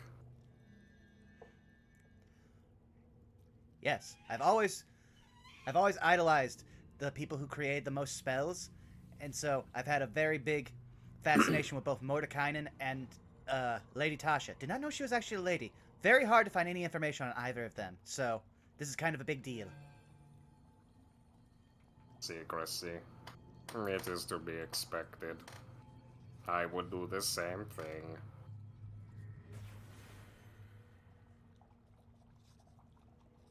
Capable. They are quite capable. How are your studies? Pretty good. Earlier today I had a small breakthrough, programmed a minor magical item to help Endair in the festival. Now I'm just looking up information on the founders, who I didn't even know were going to be here until, I want to say yesterday. Yes, yesterday. So now I'm trying to find out as much as I can about them, and then I decided to check out the alumni, because maybe they have some insight. And now I found this, and now I really want to find out as much as I can about them. Sure. So, You cut out there. why don't you ask them yourself? Excuse me? They are guests of honor. Okay, so there's a brief moment where you could hear a pin drop, and it's followed by an even louder "What?" The old lady and the two sentry bots both return to go, "Shh! Are you trying to?" And Naylock immediately holds a finger up to her. I will handle this. Return to your post. And you watch this woman walk away. The fiery temper in her form doused quickly by an icy wind. The sentry bots themselves return to their posts. I would ask that you would be more quiet within this sanctum. Noted. But I did not even know if they were still alive. You're telling me I could not only meet them, but speak to them, show them my thing. Yeah. Daedalus is very flustered right now. Something, though. This event, I have been personally charged with its security to all degrees. And he leans into you. Tomfoolery is not to be accepted. Daedalus completely deadpanned. Noted! I wasn't... Good. Yes, I don't really have time for tomfoolery, mostly. Though, I think I should probably tell you, I received a threatening letter from an owl. Owl. Yes, Could you possibly do that teleporty thing? Like, to my dorm? Real quick? I could just show you. Faster, too. Other matters to attend to. Tell me here and now. And you watch as he snaps his fingers. You don't know what happens. And he just leans in, waiting for you to speak. Daedalus just files under his brain as probably more time dilation, and then just like, for the sake of brevity, he explains receiving the note, all of the what it says, and the fact it is signed with a Talon mark. Interesting. You have this note still on you, yes? No, it was in my dorm room. Ah, it's interesting. I will look into this matter. Oh, there was one other thing. The other day, shortly after you found us in the lunchroom and then left, I noticed a pair of different scrying spells watching us. Specifically, our group of friends. Was that you?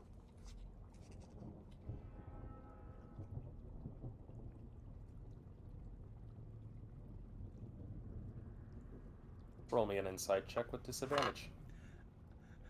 You don't need disadvantage with insight and Daedalus, but okay.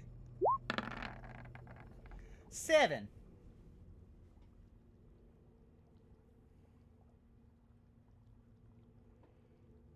On this campus, gaze not, for as above, so below. And he turns. Mr. Daedalus, Yes? I have a project for you. What kind? You watch as Naylock reaches into his robes and pulls out a spherical black orb with green runic markings and puts it down on the table.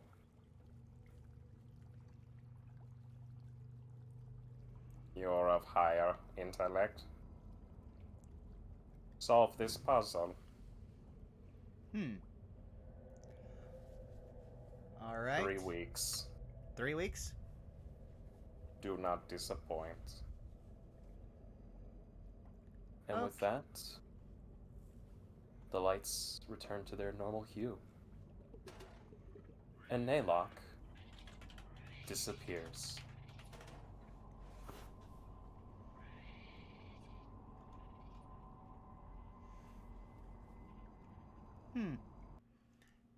Interesting day.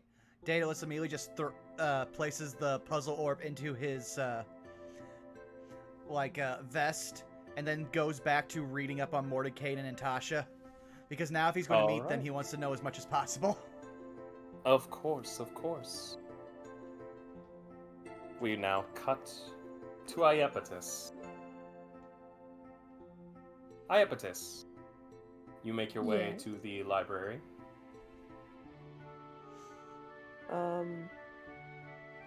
Would I have run into my brother at all?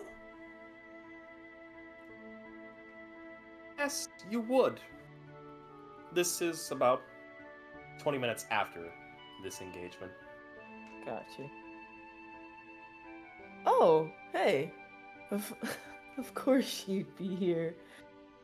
What are you up to, Lucy? Okay. I have this. You're not going to believe it. First of all, Mordenkainen and Lady Whoa, Tasha whoa, are going to be here for the whoa, festival. whoa. Take a breath. Slowly. Go ahead.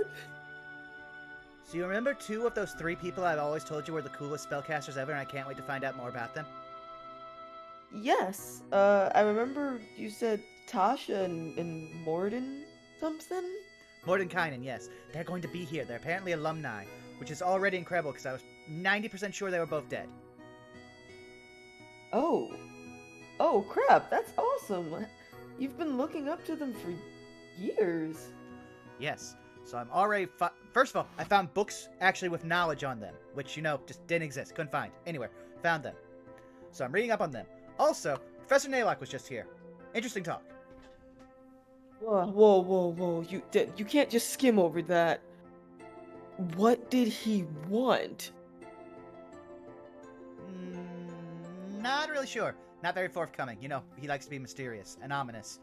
But, Why did he... Okay, he likes to be mysterious and obvious, but... So he just appeared? Yes, right behind me.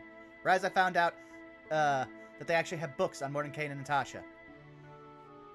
So did he interrogate you again or something? He seems to only like to pop up when shenanigans are afoot and then somehow considers us to be related to it? No, didn't really seem like that. Just seemed kind of interested in what I was doing. Then I told him about the owls, and he took that very seriously. So, there, told you, I was onto something. I'm gonna have to take all this, right. She's just saying out loud, take all this with a grain of salt. You know who you're dealing with. Alright, yeah. Then he also gave me this puzzle. He said I have 3 weeks to finish it. He just holds it up, moves it in his hand a couple times, and just puts it back in his, vest. For you, Iapetus, you see a black spherical orb with what appears to be made out of something akin to obsidian and metal with green, very dull green markings. Is there anything I need to roll to investigate the markings? I'm going to say this above game, that you will not be able to make the check. Gotcha. So, he appeared out of nowhere. You talked about Tasha and Mordenkainen, and then he randomly gave you a puzzle, demanded that you finish it or that you solve it within 3 weeks, and that's it? That doesn't seem odd to you? Well, not necessarily in that order. First of all, he always appears out of nowhere. That's just kind of his thing, so that should just be he appears. Then, talked about Mordecai and Tasha. Then I mentioned the owls, took that seriously. Then I asked him about the fact we were being watched that one time, and he gave me some cryptic answer about so above, so below, which didn't really make any sense, so I'm just going to keep looking out for people randomly scrying on us. Oh, before all of this, he mentioned that he is in charge of the entire security for the festival, and that he will not take any tomfoolery lying down, or something to that effect. But I wasn't planning anything like that, so I was fine. And, You don't... Okay, look, I know you guys wonder why I think things are weird here, but just because he appears out of nowhere all the time doesn't mean that the rest of what you just told me isn't weird. I mean, if it's always like that, then he's always weird, and that just means that weird is normal for him. Transitive property.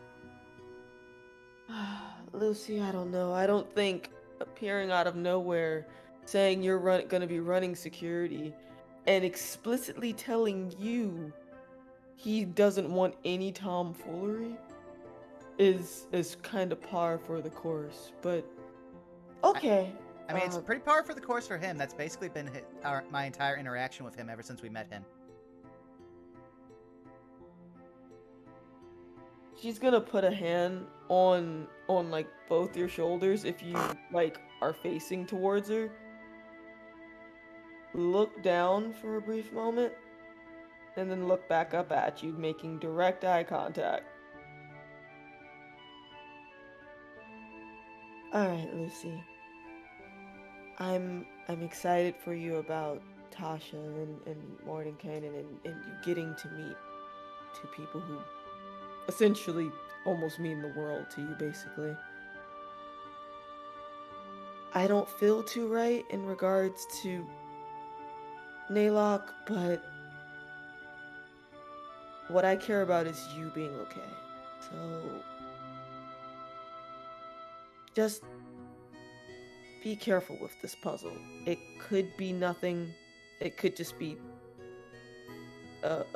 something just to mess with the brain as far as to make you think. keep the juices flowing, whatever.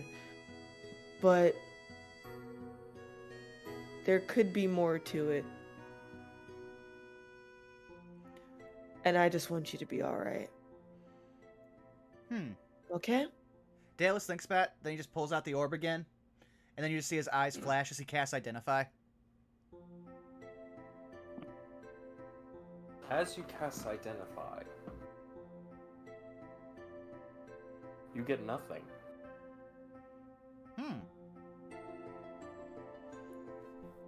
He next raises up a finger. 1 second. Eyes glow slightly different. Detect magic.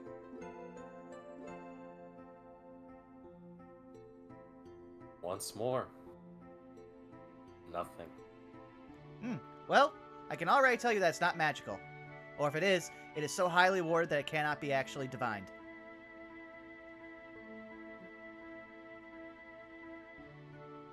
So,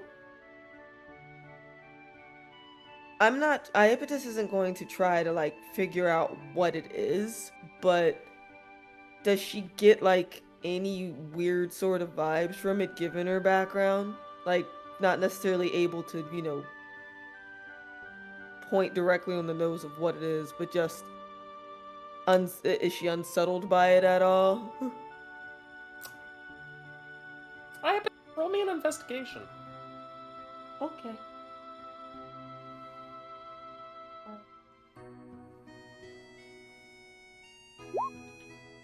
22. You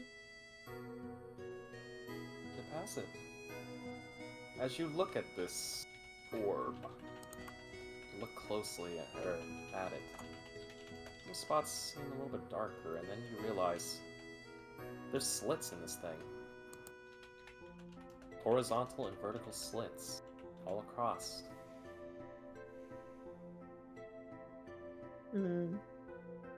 Looks as if it can be moved piece by piece.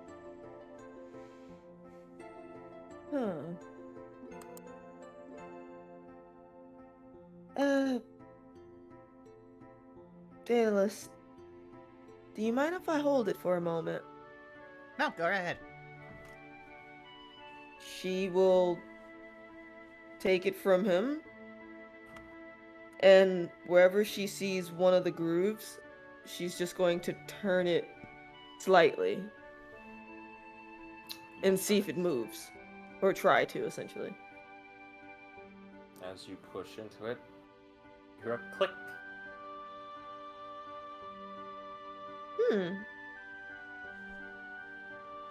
Well, Lucy, not sure what this is, but, looks like you can turn these pieces back and forth if you want to mess around with it. Oh yeah, I plan to investigate it once I get back to my room. Right now, I'm just focusing on the books. Oh, right. Shit. Completely forgot. That's part of why I'm clearly here. Oh boy. Well, yeah, like I said, just be careful while you're working on this. I'm hoping it's just nothing and it's just me worrying way too much, but if anything happened to you, I would be heartbroken, but I'd also have to deal with your mom. Well, I mean, right now, he points to all the giant robots that are flying around, the sorting robots, as well as over at the librarian who's probably still glaring at him. I have tons of witnesses who saw him talking to me, so if I died from him giving me something, most likely Mom would just come to kill him. Though that would be a fight that I both am intrigued by and terrified of. You and me both. Also, he did that thing where he dilates time. Still want to learn how he does that. Oh, goody. More time shenanigans afoot. Alright then, well, I don't know how much longer you're gonna be in here, but I'm gonna go grab some books for some research and such. If you want, you could join me over at one of the tables, but I gotta go grab some stuff. I mean, I assumed we were talking at tables the entire time. Oh, I figured that she found you in, like, one of the, book alleyways, like between shelves. But yeah, no. At most, he'd probably be staying in the library until they tell him to get out. And at which point he'd probably eventually just be like, oh yeah. Whatever happened with that, like, band practice? Nobody's talked to me about that since. Oh, oh yeah, so we actually just came from there. So we've essentially been enlisted. They do need your thank you for the reminder, actually. I'm supposed to ask you something. Belki and Antimony might need our help trying to write down sheet music or copy sheet music. She was wondering if your terrific transcriber would have the ability to actually script or copy sheet music, essentially. Like if it heard it, could it copy it down? That would be an experiment I'd have to cast. I'd have to overlook myself, because typically it takes sound that is from a voice. So if someone spoke aloud the components of a sheet music, it could probably record it. But recording it just from the music itself, I don't believe so, because that's a non-verbal sound. This will take some investigating. Well, now it's just lucky Midoriya you. mumbling to himself. Well, lucky you. I actually plan on, before I head to bed tonight, I'm actually gonna whip out the ocarina and play on it a little bit to test out whether it'll pick up the sheet music, which works out because I need to, while I'm here, do some research for Endair for Silver Quill. Oh, he immediately just pans you the book that's got the information from, on Shadrick Silverquill. Here, I was looking up the dragons earlier. I couldn't find 3 of them, but I found 2 that... Well, I found one that's useful to me, and then one that's just, you know, whatever, Prismari. You know how I feel about the arts. Oh my goodness, yes, I know. Oh wow, thanks. And I guess I will look at this book. Is there anything I need to roll to like siphon information relating to music or maybe different hymns? No, not necessarily for right now. I mean, well, there's some bits here and there of, you know, the mind, emotion, you know, and all that, but nothing too fancy. Gotcha. Well, basically, for the sake of brevity, I'll relate to Daedalus initially, or not initially, I'll relate to him what it was that Belki and Endair needed in addition to the, whether or not it could script, the spell could script for sheet music. So the fact that they'd like his help still if he wants to help. Of course. The different positions that we've been assigned so far, etc. She won't bring up what she witnessed towards the end, because she's not sure if that's something she's really supposed to share or not. But and she's also still processing that, but she'll like relay everything as far as help goes. Meanwhile, Daedalus would just be like, oh, I thought they wanted me to just cast a bunch of spells. But apparently, Goldblum's doing that. Okay, that'll save me a lot of time. I don't have to make all these spell scrolls. Oh, I got all that ink. Oh, well, I'll figure out something for that. I mean, hey, that's extra ink for you to work with. Now that I think about it, Lucy, do I need ink to use your spell that you gave me? It's already in my book. Oh, no, I already recorded into your book. You're fine. You only need ink to record the spells into the book. Which reminds me, I should probably go pick up ink. Gonna have to save for that. Oh, yes, no. Or just wait a day. I got this from Endair. Holy shit. Oh, whoa. Fuck, okay. God, that man is resourceful. Oh, also, I got paid for some of my spells being sold, so I now have over 100 gold. What? She's just sitting there, the fucking, like, calculating math gif of we've been in school a total of 2 weeks, and within 3 days they've somehow made this much money. She's worked twice, and she knows she's probably made considerably less, and she's just like internally, am I fucking doing this wrong? To be fair, since we still need to actually set out and fix a better price guide for what you make during your job, I currently have 15 times what you make in 2 days. Lord. Yeah, we're gonna. Me and Like that. me and Jay Frost are gonna sit down and fix that pricing guide because 5 gold a day is bullshit for this game. No Yeah. worries. No worries. Just in game, she's doing that as a like, what? You know, mom and dad genes, right? Mom and dad genes. That it explains it all. And she's like, okay, well, I'll be right back, Lucy. I'm gonna go, like, talk to the librarian real quick, see if she can direct me to some books that might help. And then, yeah, I'll catch up with you before I head back to my room. Okay.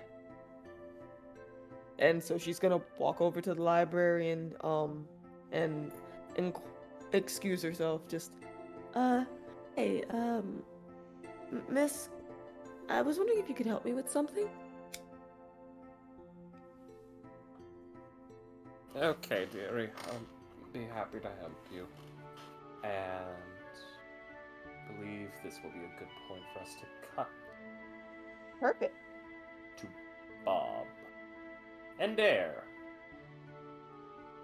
Yes, sir. Currently in your dorm. I am where I usually am, in my dorm, working on shenanigans. Alrighty, tell us, what shenanigans are you working on? The first time, I open up the front door of my dorm, of my room, and I use my artificer tinkering ability to set up a message that will speak when the door is tapped by Daedalus. Okay. It will simply tell Daedalus he only has to knock one time, maybe twice.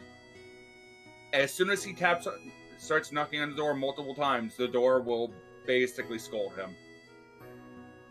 Dope. And I believe that is starting to wear off some of my previous ones, since I can only have 5 at a time. But yes, I am currently working at this particular moment. I'm currently working on the story or the love song that I was setting up previously. If you're doing that, please do me a favor and roll a performance to see how Okey-doke. well this is coming along. Ha ha! It's not going well. That's a nat 1. He might have That's- writer's block right now. That's a big oof. Please roll me a d20. Absolutely. That's a 2. It's just a little bit of writer's block. It's a little frustrating, but you're just thinking, I'll get it, I'll get it, I'll get it, I'll get it, I'll get it. Also, He turns to the. Just making sure school's over for the day, right? basically. Cool. He pulls out his pipe and he starts loading it. Alright. You begin to load your pipe. He's gonna have himself some of the specialized mixed herbs that is in my flaw sheet.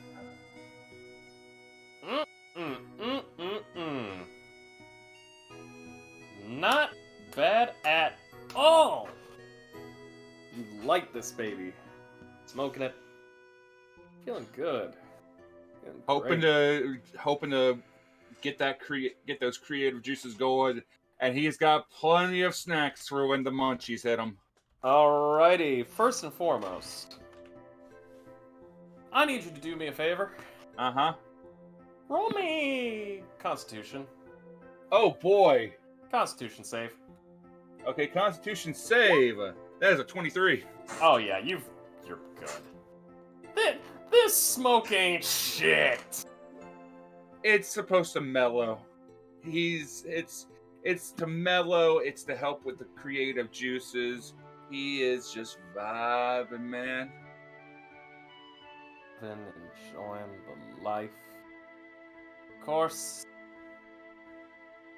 you would like to take one more shot at this performance, go ahead. Okay. I cannot do any worse than I already have. Ha!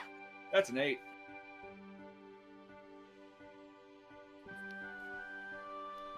You got rid of the writing block, but it just doesn't vibe right, you know? It just don't vibe right.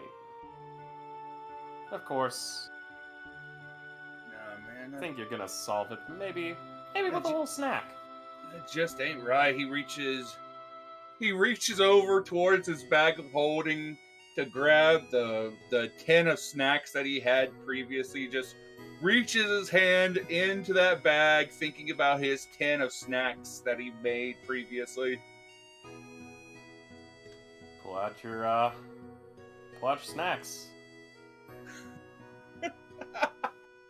He pulls out the snacks, opens up the case, looks inside, goes to have himself a sweet treat. Exactly. And snacks. Gets his snacks, has his fun, and he's talking to himself. Oh, come on, man. This is gonna have to move heartstrings. You gotta put your heart and soul into it, man. Actually write it as though you're fucking writing it for him, man. Come on. And he's just leaning back on a big old beanbag chair.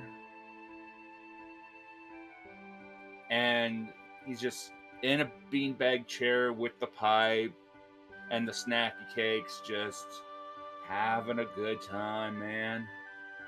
Mm-hmm. I have three things actually that needs to go on right now. I would love to do the things that you need me to do. How bright is your room? It's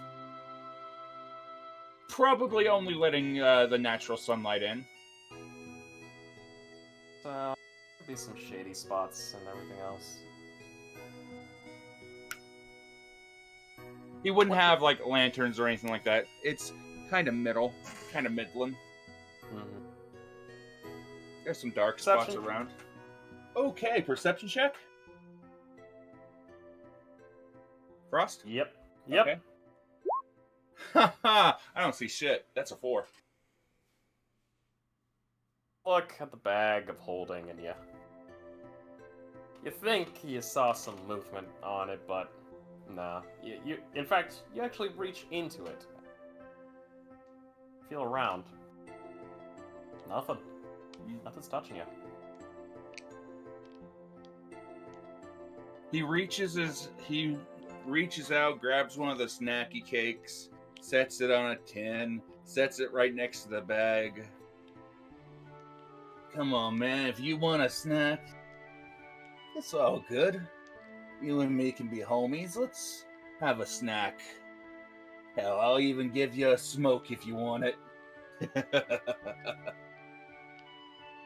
There is nothing responding back. And he is just gonna vibe and have fun and smoke and probably forget about that cake. Understandable. And he's just gonna continue humming his love song. And as you hum,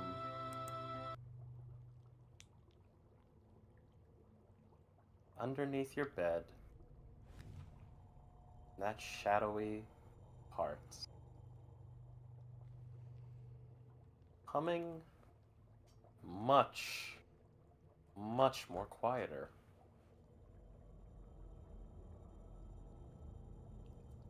Deep in that shadows,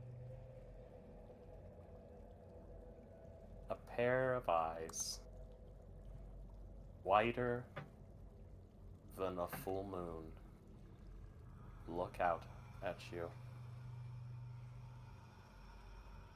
Underneath that bed,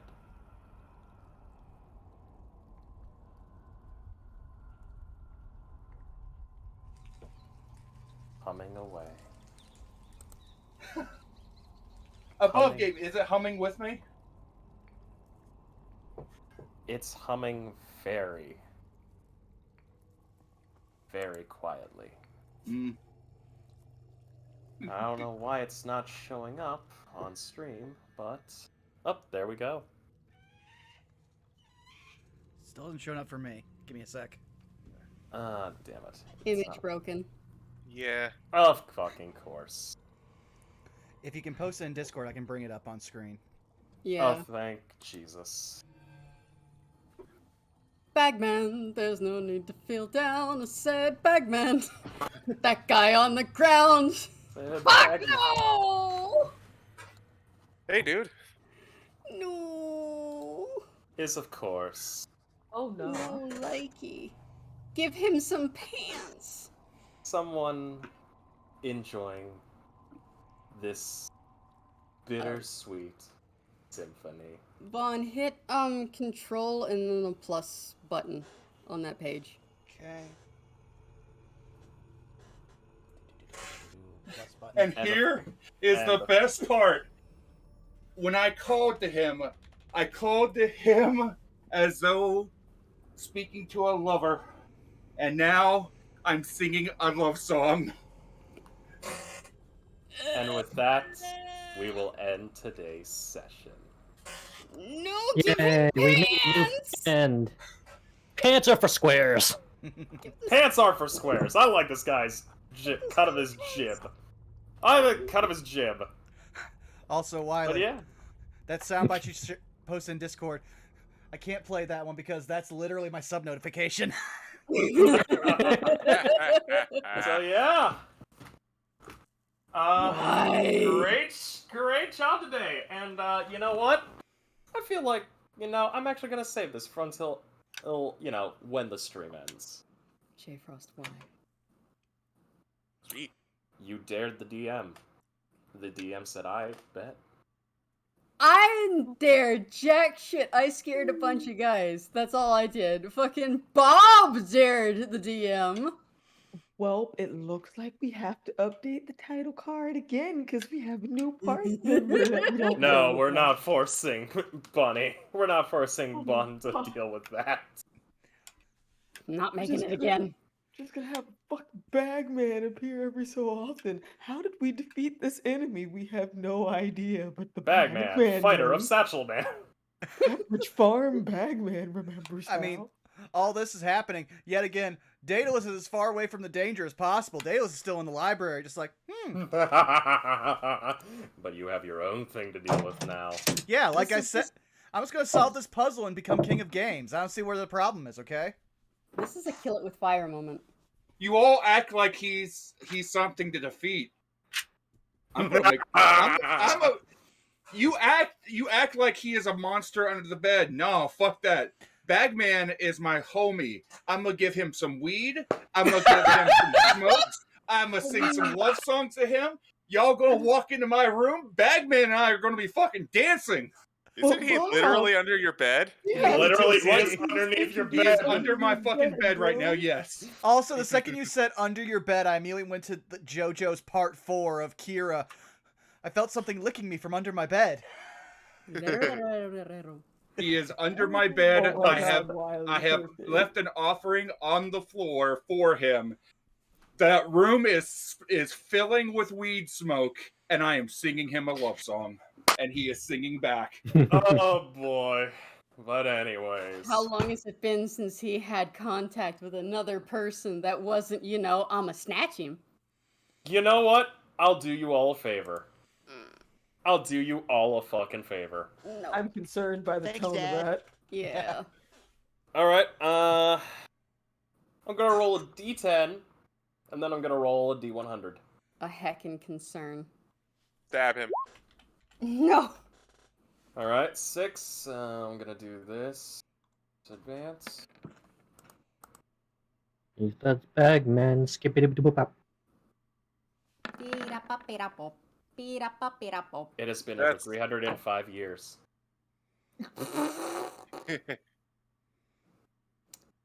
Well. Bear vanished that day. So, yeah, other than that, there you have it, everybody. that was today's session of Saved by the Spell.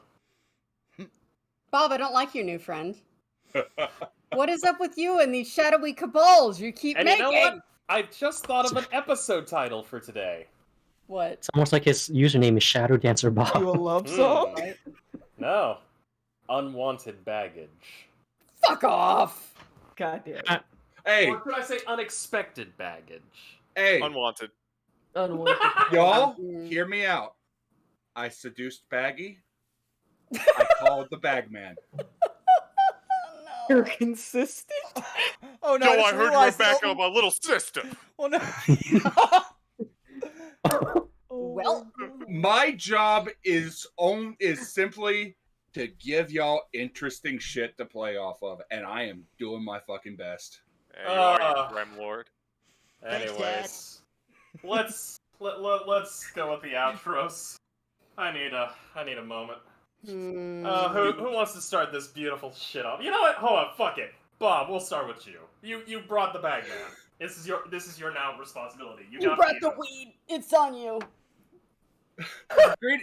Greetings and salutations, friends. I am Shadow Dancer Bob. I am the one that is going to puff pass over to the Bagman.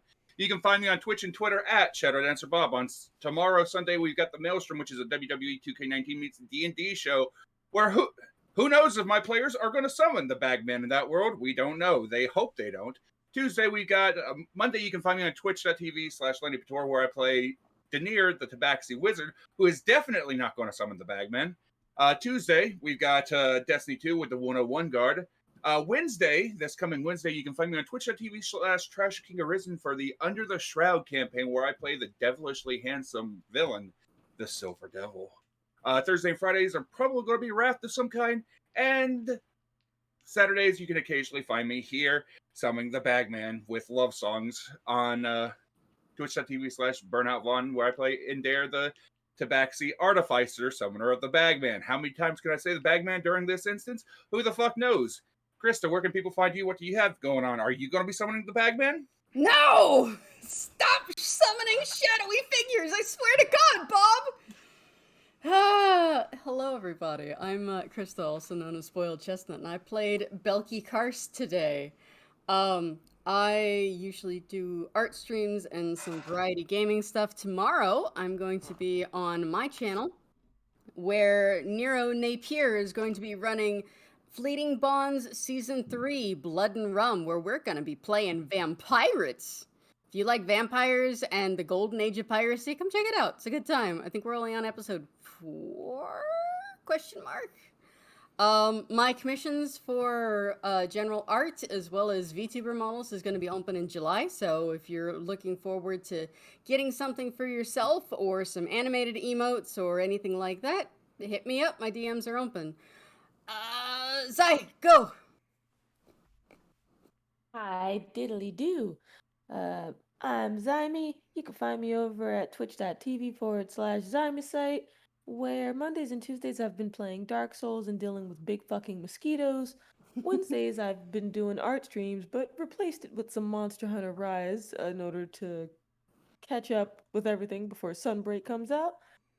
Same thing with Thursdays. Fridays I'm playing beat 'em ups or fighting games, whichever one fills my fancy at the time.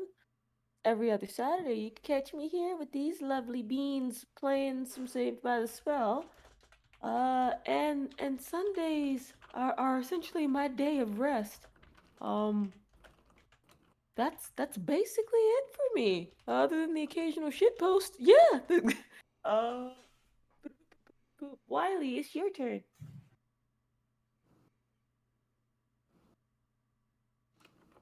Wiley, do that thing. Wiley, you're still muted. There you go. I've been muted. Hi. When I'm not muted, you can find me at XWileyWilly on Twitch and Twitter, where I usually stream Ocarina of Time Randomizer when there isn't GDQ going on. And I also have a YouTube channel and a Ko-Fi channel. There, you happy I showed myself? Yes, do. I make music and memes. My latest one, which, go figure, making a meme of Nirvana song gets views. So yes, Well, if you like to come as you come. Link him over I there. was about to say, you made a horny cover of a Nirvana song. Yes, people are going to be Okay, interested. so real talk here, real talk, and I want to add on to this. When I first saw that cover, for a split second, my brain actually thought that was an official version of a Nirvana like music cover. I was just like, oh wow, did he actually like find like a real ill thing and just like use it? And then I saw them. They made it easy by having high contrast, so it was easy to just edit that. So yeah, memes and actual serious music, I guess, sometimes. But yes, that is me. CG, where can we now find you? You can find me nowhere because I don't much care for social media. But you can find me over on Farting Tart's channel every Sunday for War of the Shattered Sun, his D&D game, as well as on the same channel every other Tuesday for The Curse of Strahd, the game that I run, which our players need to do a lot of preparation in a lot of very short time next time. Breaking and entering, not sure if it's technically considered that, but it happened. But that's it for me. Since we end on Vaughn, I guess that means we gotta go over to J-Frost. Howdy, everybody. You can find me here at twitch.tv/jfrost747, where hopefully I'll be able to finish up Metal Gear Rising Revengeance and all of its god-blessed memes. Standing here, I realize you were just like me, trying to make history and memery. Probably do some continuation of Borderlands, maybe do some hodgepodge games here and there. We'll also be doing some more streaming of Forged in Fire, because, man, I have become addicted to watching people craft weapons of brutality. Yes. And of course, other than that, you'll also be able to find me on twitch.tv/fartingtart for both our War of the Shattered Sun campaign, hosted by everybody's favorite pudding pastry and dog streaming VTuber, as well as our Curse of Strahd, wonderfully conducted by our glorious DM, CG, who has managed to keep us enraptured and very terrified. It's 11. It really is. Ain't he a stinker? Oh, trust me, he's a stinker, because I asked him a question the other day about your Curse of Strahd game, and when I found out, all I could do is laugh at all of you. God damn it. What are you telling us now? Well, But other than Yes. to be fair, it's Here, a I'll lesson. tell you. don't you fucking post that emote! I will absolutely burn the universe to the last molecule. Why do you hate that emote so much? CG knows. I made him Okay. hate that emote. Why? I'll tell you when you're Because older. J-Frost is the kind of person that if you don't give him the toy, he throws a temper tantrum. I've noticed, yes. Shut the fuck up, I've noticed, yes. CG. But other than that, you'll find me here at twitch.tv/burnout Vaughn, tormenting all these glorious people as Revengeance. So yeah, it leaves you, Vaughn. Why, yes, because these people have already found me here at twitch.tv/burnoutvaughn. You can also find me on Twitter and YouTube at burnoutvaughn, where I upload all the archives of all these games, so that way you don't have to worry about catching them live. You can just relax, put on the playlist, and catch whatever happens at your leisure, because, hey, we just like that you guys enjoy the game. As long as you're having fun, we're having fun. Looking at this week, probably won't be streaming until Monday, at which point I'll either be getting back into the Background Check Chronicles with more Scarlet Nexus, or some more Brave Boy Skeleton Quest with Bravely Default 2.